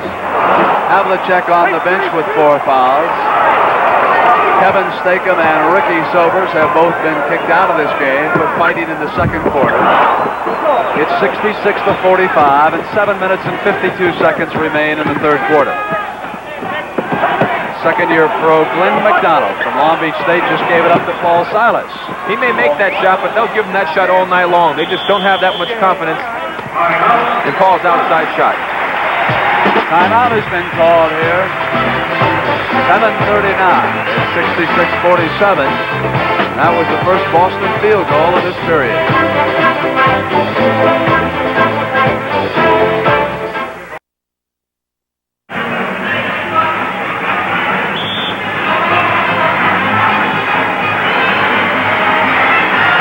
Back at the Veterans Memorial Coliseum, Phoenix, Arizona, and right after this NBA championship game, the $200,000 Memorial Day golf tournament. It's going to see right now how much the Suns miss Ricky Sobers. The Celtics with full court pressure. White over on Van Arsdale. JoJo slacks off just a bit. trying to get them out of their offensive set. It's what you pointed out in the pregame show, Rick, as the shot clock moves down inside of 10. And look at that aggressive display by Charlie Scott, who has picked it up the foul, and that is his fifth. And Heinzen can't believe it. He is furious. Tommy Heinzen's on the floor. No question about it. He's getting a technical foul. He is really hot. He's going to want to try and turn this ball game around a little bit, get a little momentum swinging back towards the Boston Celtics. He did that intentionally. There's no question about it, Mindy. Absolutely agree, Rick. And I also think what he did is to back up Charlie Scott and make certain you know that Tommy Heinzen is with Charlie Scott to continue to play that kind of defense. I think the Phoenix police are paying very close attention to Tommy Heinzen, who might have had a couple of hecklers up there behind him. That's probably why that policeman was over there. Hey, they've got some behind the bench there, I can tell you that. They're pretty tough over here, Rick. Joe Roberts really bad down here. Our assistant coach. Heinzen is still upset. He's on his feet. 67-47. Scott against Van Arsdale. Glenn McDonald came right up in the air, and it was a loose ball foul on Keith Erickson. Now, Keith Erickson committed that foul out of a little bit of frustration. He was getting manhandled pretty well by McDonald as he tried to go through the weak side to set a screen. And then when the shot was missed and the foul was not called because of the aggressiveness being done to him, or the physical pressure put on him, he just went up and swung at the ball when McDonald got the rebound. Look at the turnover situation. That's the big difference in the ball game, but a lot of it has to be credited to the Phoenix defense. They put a lot of pressure on Boston, and they forced them into numerous mistakes.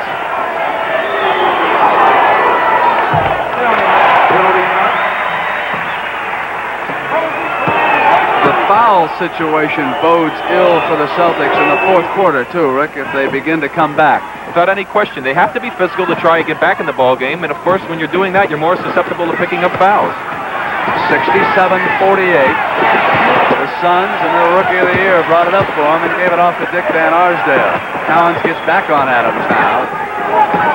Westphal, who's played a fine game. Come up the other way. The crowd can't believe it. They claim the Celtics touched it last, but Palmaholic was right there. That's excellent defense by the Celtics. Charlie Scott. Paul Silas with a second chance inside. There you go, Charlie Scott losing his cool there a little bit, Brent, and going one-on-one basketball. You can't win ball games that way.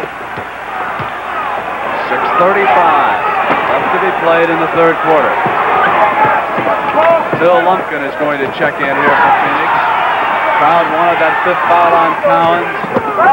Now the shot clock's inside of 5, and Westphal goes up against it. Silas out to JoJo White. Across to Charlie Scott, who penetrates. Perry, Westphal, Hawthorne, Adams, Van Arsdale up against Scott, McDonald, Silas, Cowens, and White. Lumpkin will be checking in as John McLeod watches the action. Boy, got away. Dick Van Arsdale was wide open. He had his man beat going to the basket, and unfortunately for the Suns, Curtis Perry threw a bad pass. Lumpkin replaces Westphal. Lumpkin a ball handler, but what the Suns are concerned about is whether or not the Celtics will immediately post Phil Lumpkin underneath and go to work on him. He's given away 2 or 3 inches. He's trying to punt JoJo White. Silas takes the shot outside. Exactly what we talked about. They let him have that shot. And here is Phil Lumpkin with control of the basketball. 67-50 and 5:35 to go in the third. And Alvan Adams. That's the patented play Phoenix runs. They set the screen with the forward at the center. The forward goes through. The center steps out for the jump shot. JoJo. That's what you call a way outside post. He can shoot over Phil. He's got the height advantage.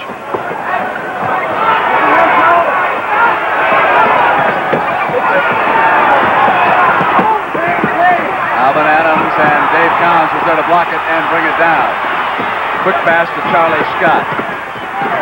Scott in the lane, gave it up to White. White from the perimeter. 2 quick field goals by JoJo White. It's 69, 54, and 4:47.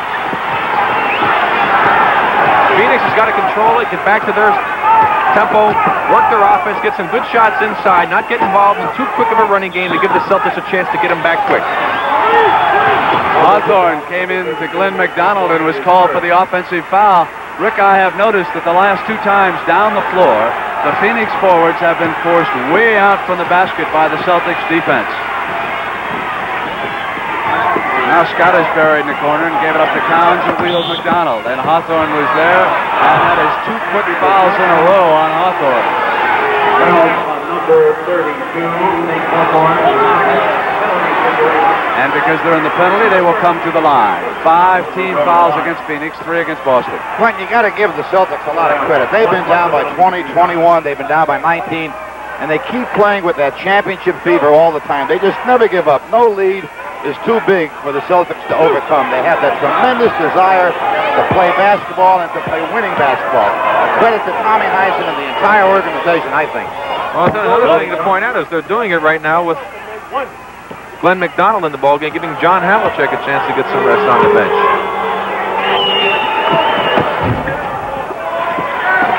69 to 56, and 4 minutes and 20 seconds to go in the third. White trying to keep Lump out away from the circle area. Alvan Adams is outside. Silas had a hand on it and went off and out of bounds. Don Nelson will be checking into the game. 10 seconds coming in, number 19, Don Nelson into the game. Rick, I think that you put your finger on it very early in the first quarter when you said the Phoenix Suns came out and played Boston Celtics style defense. Early they were all over the Celts and they forced a lot of those turnovers. Lumpkin against the shot clock is short. Nelson off to Scott.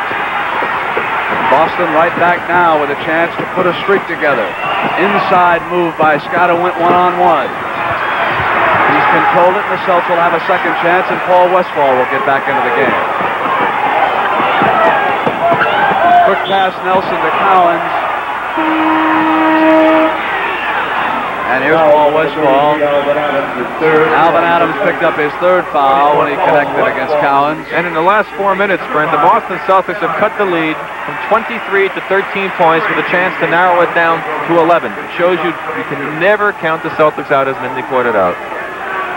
In the last few minutes, the Phoenix Suns have missed Ricky Sobers. They have not had the ball handler get the ball down inside that lane and bring those forwards inside for him. And the Celtics have started putting on their patented defensive pressure. You watch the Suns set up on offense. They're not getting down close to the basket. Now, Hawthorne finally gets inside, but he was pushed. And it's on number 18, Dave Cowens. That's his 5th foul. That could be pivotal. First they have Charlie Scott, Dave Cowens in foul trouble. And Dave Cowens is not ready. The ball was given to the man out of bounds. They threw it into Adams, and Dave was nowhere to be seen. 71-58 and 3:20. Havlicek on the bench with 5. Bianchi screaming that Cowens pushed off Perry and should be out of the game. Perry is arguing about it. Dave Cowens set one heck of a screen on Curtis Perry. Let's watch Dave Cowens. Right there, he walked right down and connected. You're supposed to be stationary, Mindy. Is that not right? He did throw on the left hand, too, Rick. You are right. Now Paul Silas will check back into the game.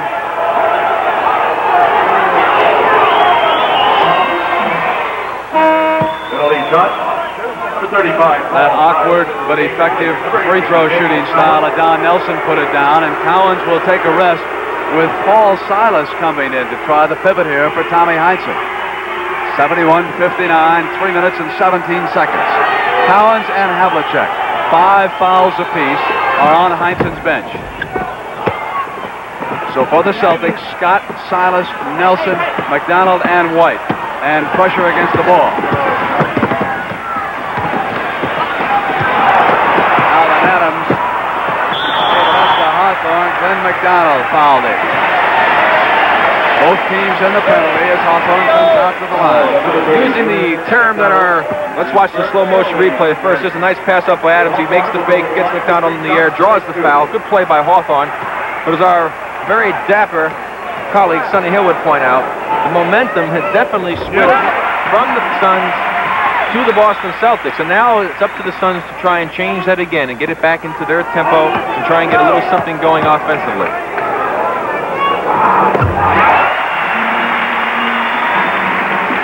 Extremely effective in his own quiet way has been the Rookie of the Year, Alvan Adams, number 33. He has gotten the job done.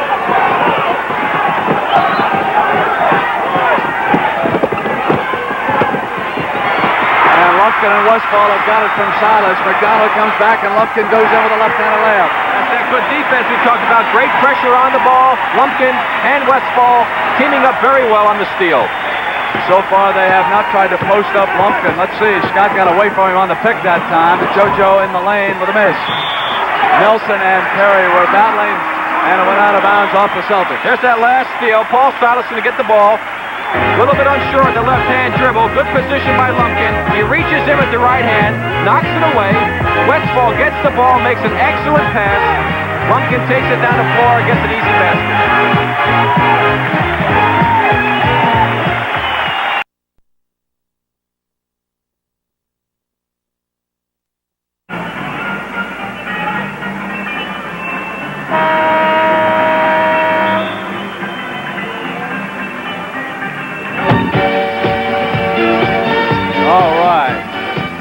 Turn them on here in Phoenix, boys. Oh, they just look at Rick Barry and it lights him up down here. Even Superman's ready. Listen, I want to correct the mistake I made. I said Havlicek had 5. He's on the bench with 4. Cowens has 5. Charlie Scott with 5. And folks, here it is, standing ovation number 25, if I counted right. You made a very important point. Alvan Adams has been a big key in this ball game. He was a bear on the boards in the first half with 11 rebounds. He's doing a good job out here now. And everybody talked about how Dave Cowens is going to be able to dominate him, and I think that he's really shown that he is a fine basketball player. As a rookie, of course, in the championship finals, he's put on quite a show. Here we see in the Gulf that Maltley's still the leader, -2. He slipped a couple of shots.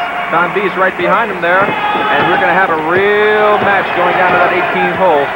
We'll be going there right after this basketball game. And don't forget Game 4 of this series, Wednesday night. Scott across to JoJo White, who was left wide alone. Nobody there. 76-62. 2:14. Scott with the 5 fouls, working against Lumpkin. You mentioned Adams and Cowens. Rick, Dave scored but 9 points. He's over on the sideline. Hawthorne, his man fell down. He just took it right in. They're getting a nice lift from Hawthorne, playing a good game for him off the bench. 78-62, 150. Scott got inside. We pushed the ball. Over his back. We got 1 8 square. Once again, you saw Paul Silas doing what he does so well, getting in there on those offensive boards. There's a man that gets so much out of the natural ability that he has. He has limited abilities. He realizes that, but he uses the abilities that he has to the fantastic, tremendous advantage. He just really is a very intelligent basketball player. 4 fouls on Perry after that. Penalty shot.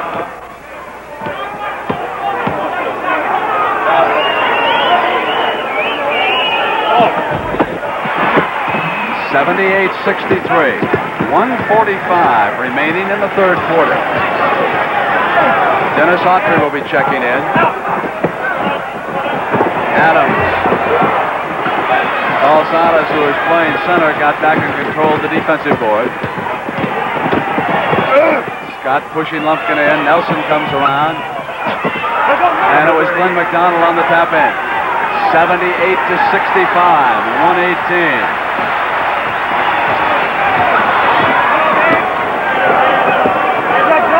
Perry trying to establish position on Nelson, who would not give it to him that time.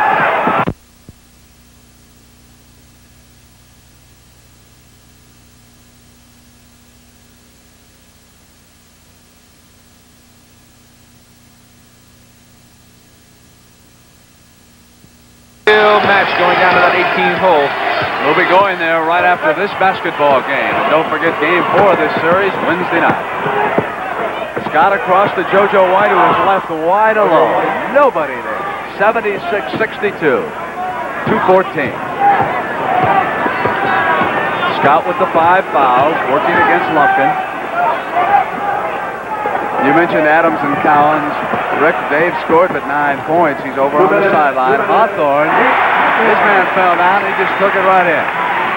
They're getting a nice lift from Hawthorne, playing a good game for him off the bench. 78-62, 150. Scott got inside.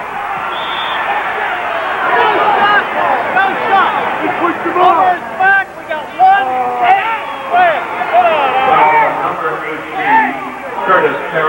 Once again, you saw Paul Silas doing what he does so well, getting in there on those offensive boards. There's a man that gets so much out of the natural ability that he has. He has limited abilities. He realizes that, but he uses the abilities that he has to fantastic, tremendous advantage. He just really is a very intelligent basketball player. 4 fouls on Perry after that. Penalty shot.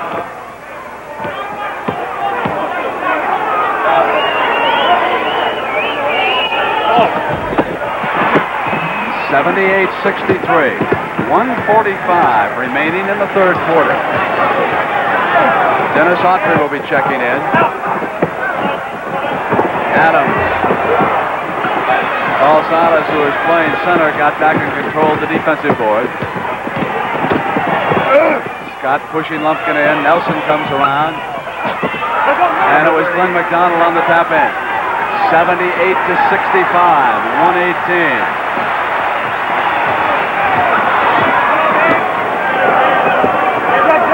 Perry trying to establish position on Nelson, who would not give it to him that time. Silas switches off on Westphal. Lumpkin took it. Shot clock down to 3. Adams outside. Silas again got back. It's 78-65. Slowly but surely, the Celtics are trying to put together a streak and get back in this.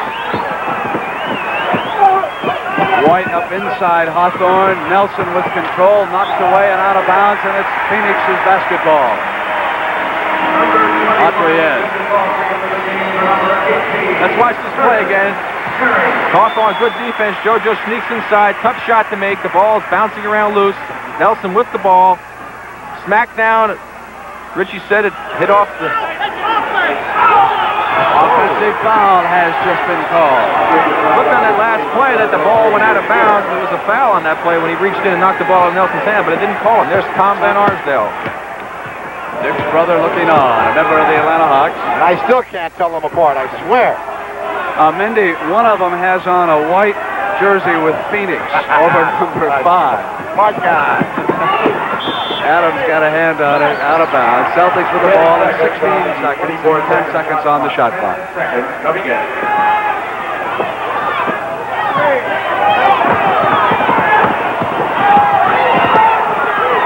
White and Westphal came in behind him that time. And Westphal checks it with 5 seconds to go. 3 seconds, ball up in the air. And Nelson controls it at the buzzer.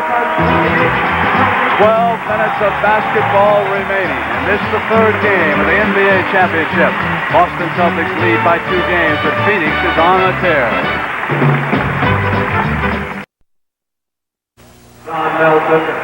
Brent, you can't see it, but I saw that young lady walk into the Coliseum here. She was wearing a pair of jeans that looked like they were put on with a spray gun. Very, very attractive young lady. We have just started the final 12 minutes.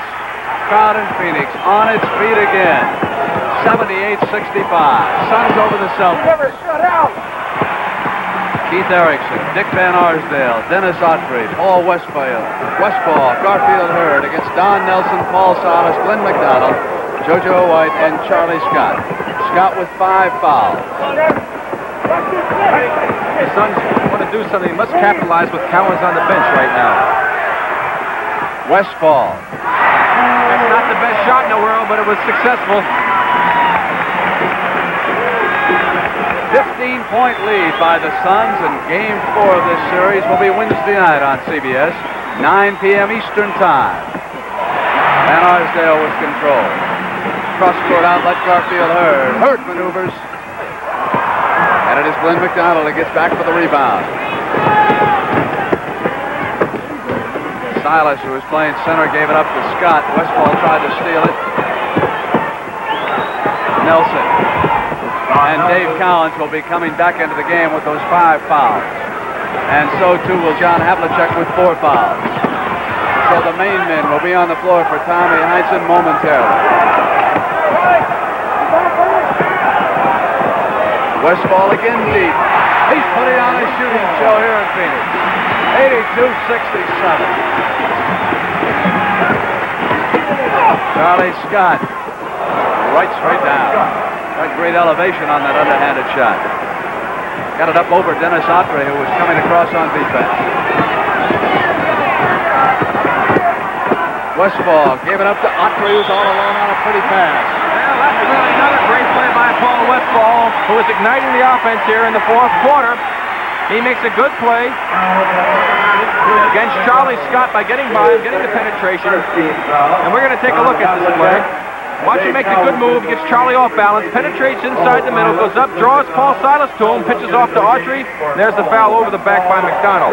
That's good basketball, good fundamental basketball.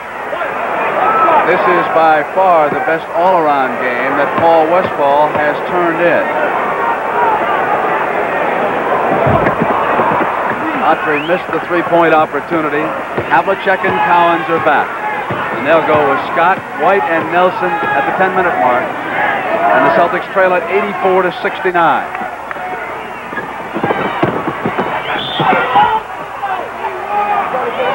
Nelson began his move on the basket. There was contact. Al Bianchi disagreed. Atre assessed with that personal. His second. One team foul against Phoenix and one against Boston. Very surprising move by Don Nelson, and he is not known for his drives to the basket, but he must have seen the opening and took it in wisely. Rick and Brent, watch Nelson after he releases this ball. As he will attempt the second free throw, he'll go to his left wrist. See that? That's the stick-em. That's the stick-em. You're and right. That's illegal. We tried to catch it when we were out there officiating, but he has it in so many different places. Under the arch of his shoe, the back of his pants. He has it any place. Any place he can hide it. I never did like that stuff. I felt it hampered my shooting. I don't understand why he likes that. That's because you have such delicate fingers. 84-71. Lumpkin gives it up to Atre. 9:39 left in this game. Gar Hurd. And it went down. 86-71. JoJo outside. The next 3 or 4 minutes are going to be very critical as far as the Celtics' opportunity to get back in this ballgame. They've got to whittle it down, pick off 6 or 8 points so they can get right back into it, put a little bit of pressure on the Suns. And a hustling Dave Cowens just missed a steal opportunity.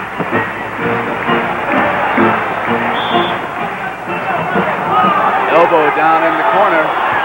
Offense on Keith Erickson, his 5th. He has been in foul trouble throughout this series. And Curtis Perry will replace him. He has not been a factor with his outside shooting as he was in the first 2 series in the playoffs. Nelson and Garfield Hurd came out. Just good shooting that time. The defensive man was right there. It's 86-75. It's an 11-point Phoenix lead. Scott back on Van Arsdale. Now the guards are Lumpkin and Van Arsdale. And Alvan Adams will be checking back in.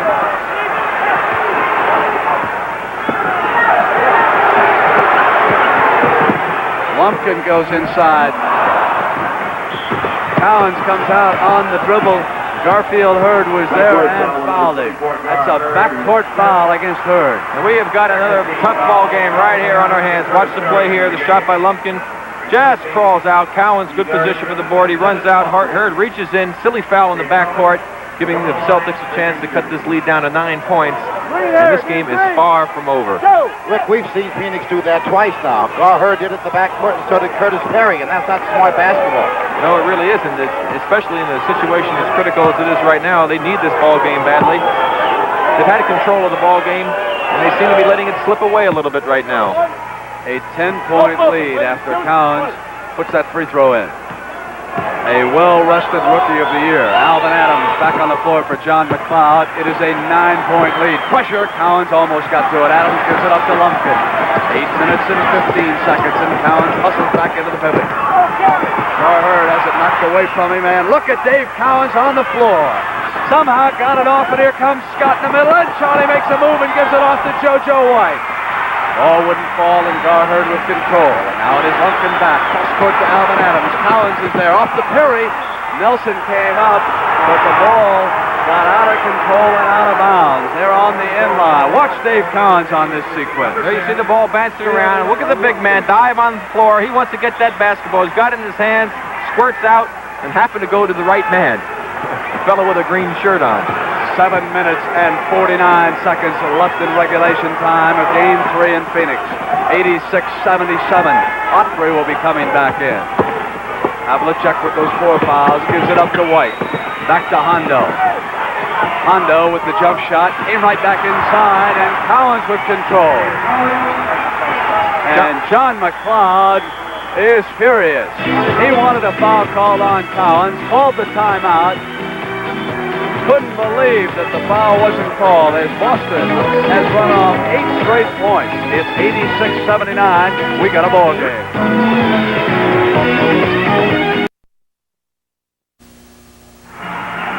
Rick, as I look at the rebounding leaders, 17 for Cowens, 13 for Adams. Crowd exploding again here in Phoenix. I've got to ask you a question. What happened to Paul Westphal? He's checked back in. He was going so well, and suddenly they took him out. Did he get winded? I think that John McLeod wanted to give him a little bit of a rest. He felt they had a good, comfortable lead, but when he went out of the ball game, the Phoenix offense suffered very, very poorly. They haven't scored in the last 2 minutes, and we have a tight game right now. 7:15, it's 86-79. Autry on the floor, along with Alvan Adams, as John McLeod goes to his 2 centers. Shot clock effective, Van Arsdale. And rolling inside was Curtis Perry. Better be lucky than good, Brent, sometimes. No doubt about it. Great defense by the Celtics. Shot way short, and Perry rolling to the hoop, put it in. A very big moment for the Suns.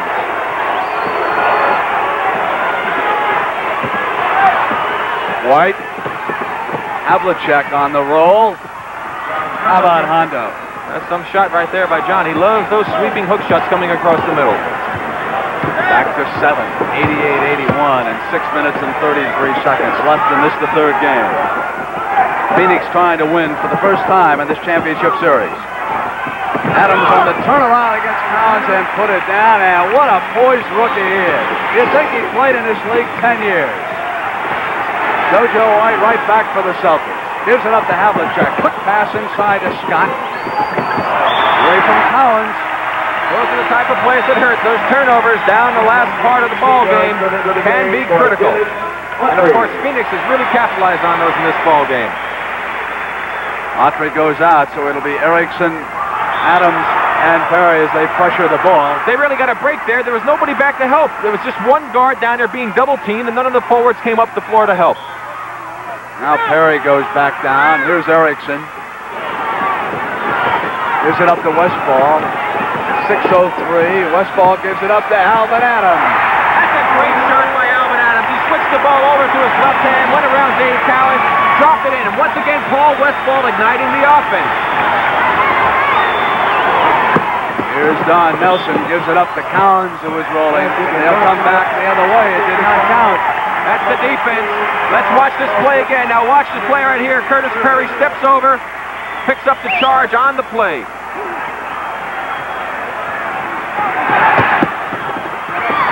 Celtics on the steal. Nelson with control. High dribble. Turns inside. Puts it down. And Al Bianchi can't believe that Nelson wasn't called for turning the ball over. 92-83 and 5:29. Suns will slow it down. They're more of a pattern team than the Celtics. Look at Havlicek all over Westphal. Well, he got... And that's the 5th foul. He finally called the foul. He should have called it the first time. John really whacked him pretty good. John got 2 for the price of 1 that time. Actually, he did call the 2nd foul. There was a foul committed earlier. Adams underneath, and Cowens was right there, and that's it. Dave Cowens hit Alvan Adams as he went up in the air, and he has fouled out of this basketball game. The Phoenix Suns love that play. They love to sneak and backdoor Alvan Adams to the basket with the high lob. There's the high lob. Cowens all over him with the body, muscling him out. Being called for his 6th personal foul. Jim Hard will come in to replace him. Dave Cowens still played a heck of a ball game with 5 fouls for quite a long time. Rick, I'd like to say something about Cowens. They can boo him. They can applaud his leaving and his absence. But if I were a coach or an owner, I'd take 10 Dave Cowens on my ball club. With 13 points. Paul Silas into the game. 92-83 as Dave Cowens fouls out with 5 minutes and 17 seconds left in Phoenix. Van Arsdale gave it up to Erickson from the corner. Jimmy Ard yanked it back down. Charlie Scott with the 5 fouls, and then Arsdale picks him up, and Scott just rotates it home and through the personal. This has been by far the most physical of the 3 games that we have seen. Here comes Charlie Scott. He sees the 4 spread out, makes a great spin move, goes in, made some contact with Van Arsdale. The foul was called on Van Arsdale. Charlie with an excellent chance for a 3-point play. Put it down, and it's 92-86. 5 minutes. And how will Jimmy Ard react? Coming off the Celtic bench to replace Cowens. It'll be the Rookie of the Year against Ard, and Adams comes up on him. The battle won by Hondo John Havlicek, who comes out on the fly. JoJo White up over Van Arsdale, and it is 92-88, 4:43, and McLeod up wants the timeout. So even with Dave Cowens over on the bench with 6 personals, the relentless Boston Celtics keep it up. They trail by 4 points.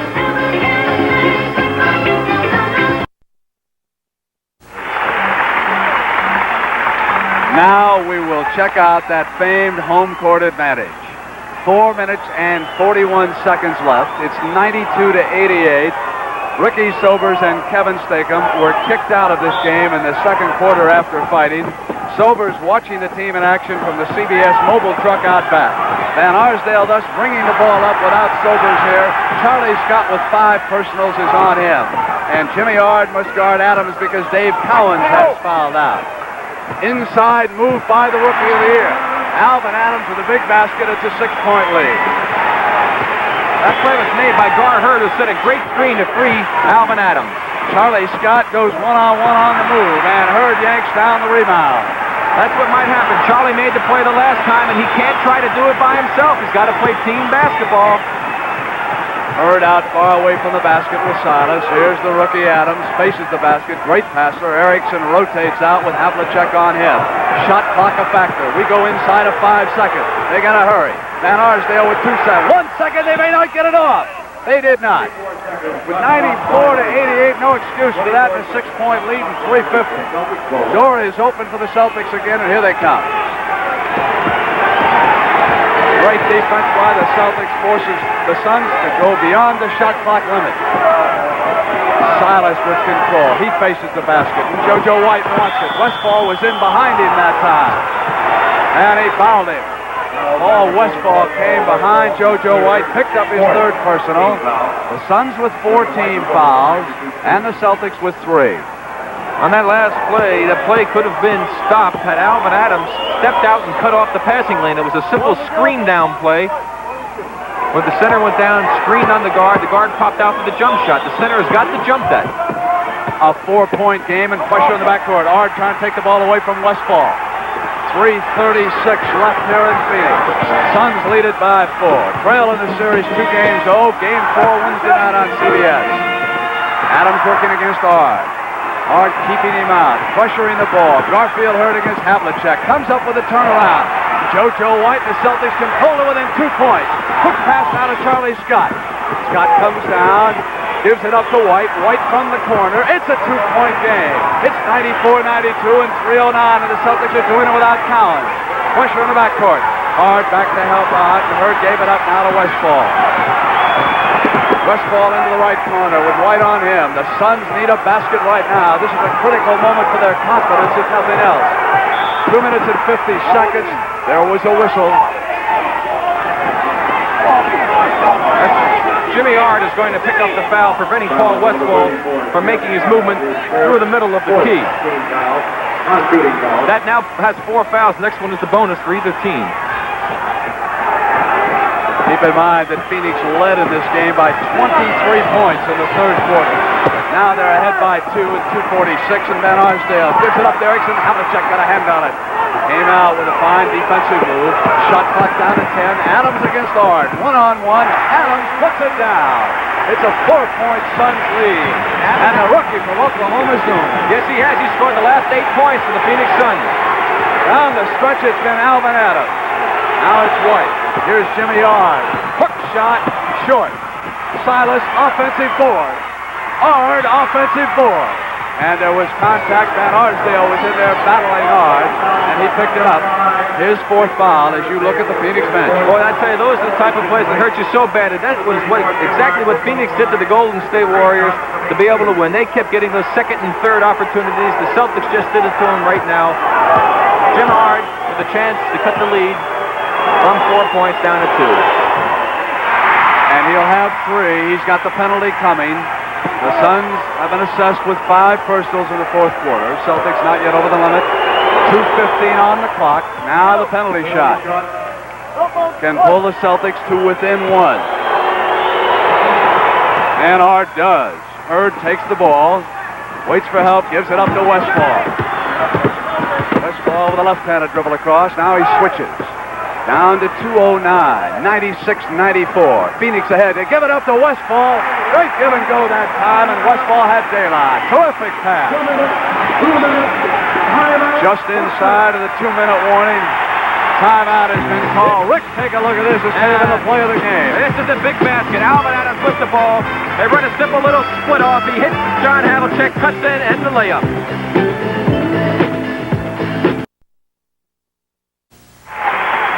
Alvan Adams has scored 29 points and critical ones down the stretch as the Suns lead the Celtics 98-94.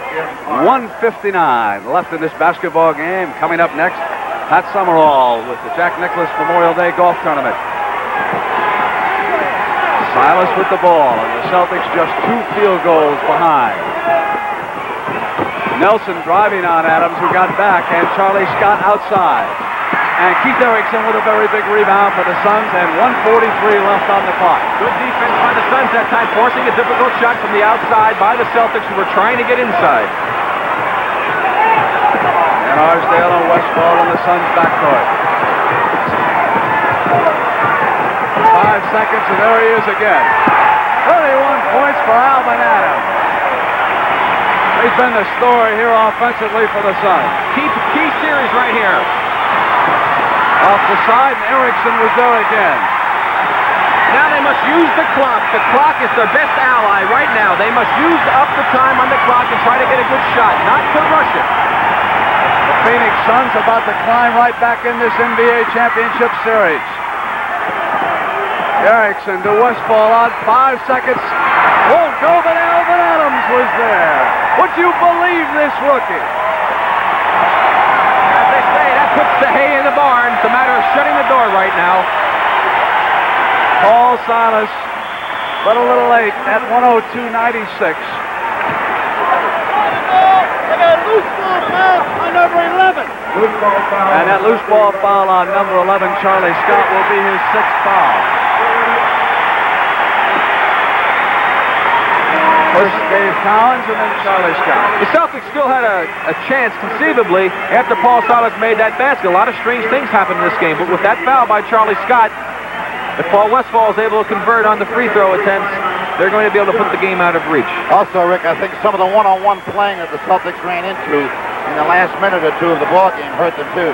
And Alvan Adams, you can't just say enough about the game he's played this morning.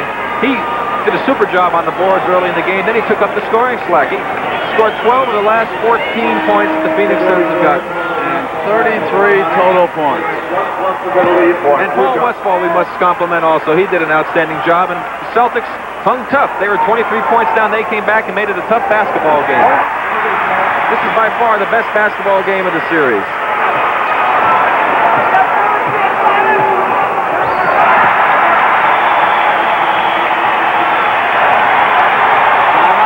Called, and listen to the crowd here in Phoenix. They love this basketball team. Well, as we mentioned earlier in the game, when you've got this type of response, it's a situation where you go out, you work hard, and all of a sudden, down deep inside, something extra comes up, and you just go crazy out there. Today's NBA championship game sponsored by the Miller Brewing Company, brewers of Miller High Life. If you've got the time, we've got the beer. 44 seconds left on that clock. 104.96. You know, the Celtics, of course, in their 2 previous series, won both the games at home. They have yet to lose at home court. And then they proceeded to go out on the road against both Buffalo and against Cleveland to lose both of those games. And then they came back and clinched both series on the road in Game 6, beating first Buffalo and then the Cleveland Cavaliers. Phoenix, on the other hand, defeated Seattle in 6 games, then Golden State in 7. John McLeod never seemed to get too ruffled after losing those first 2 games, did he, Mendy? I think this gives Phoenix also a lot of confidence that they so need, Brent, because what they really did here today, from what I can see, is really beat Boston at their own game with good team defense, clogging up the middle, a good selection of shots, and there's a happy young lady, I'd say.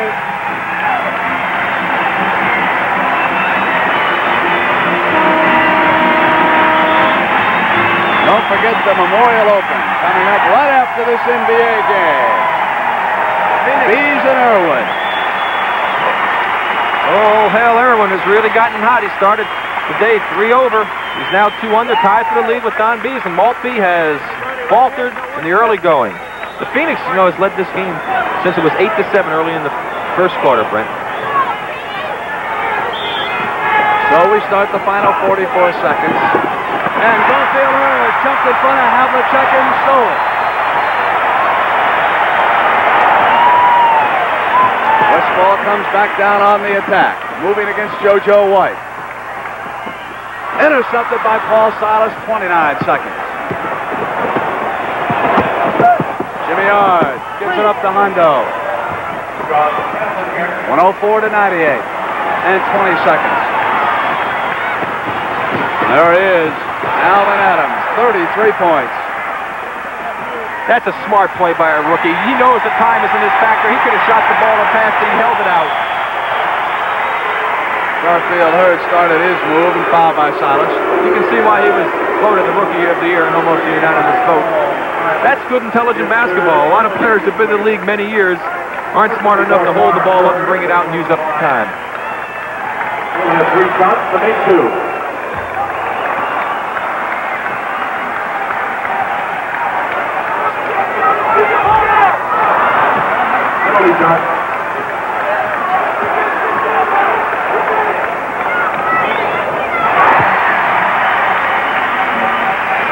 Havlicek quickly off to JoJo White. It's all over here in Phoenix. I'd like to credit our director, Sandy Grossman, and our producer, Chuck Milton, for another outstanding job down here in Phoenix. The Suns have done it. They have battled back into this NBA championship. And don't forget, we'll have Game 4 of what now shapes up as a tremendous series Wednesday night, 9 p.m. Eastern Time, or 6 o'clock in Los Angeles and here at Phoenix.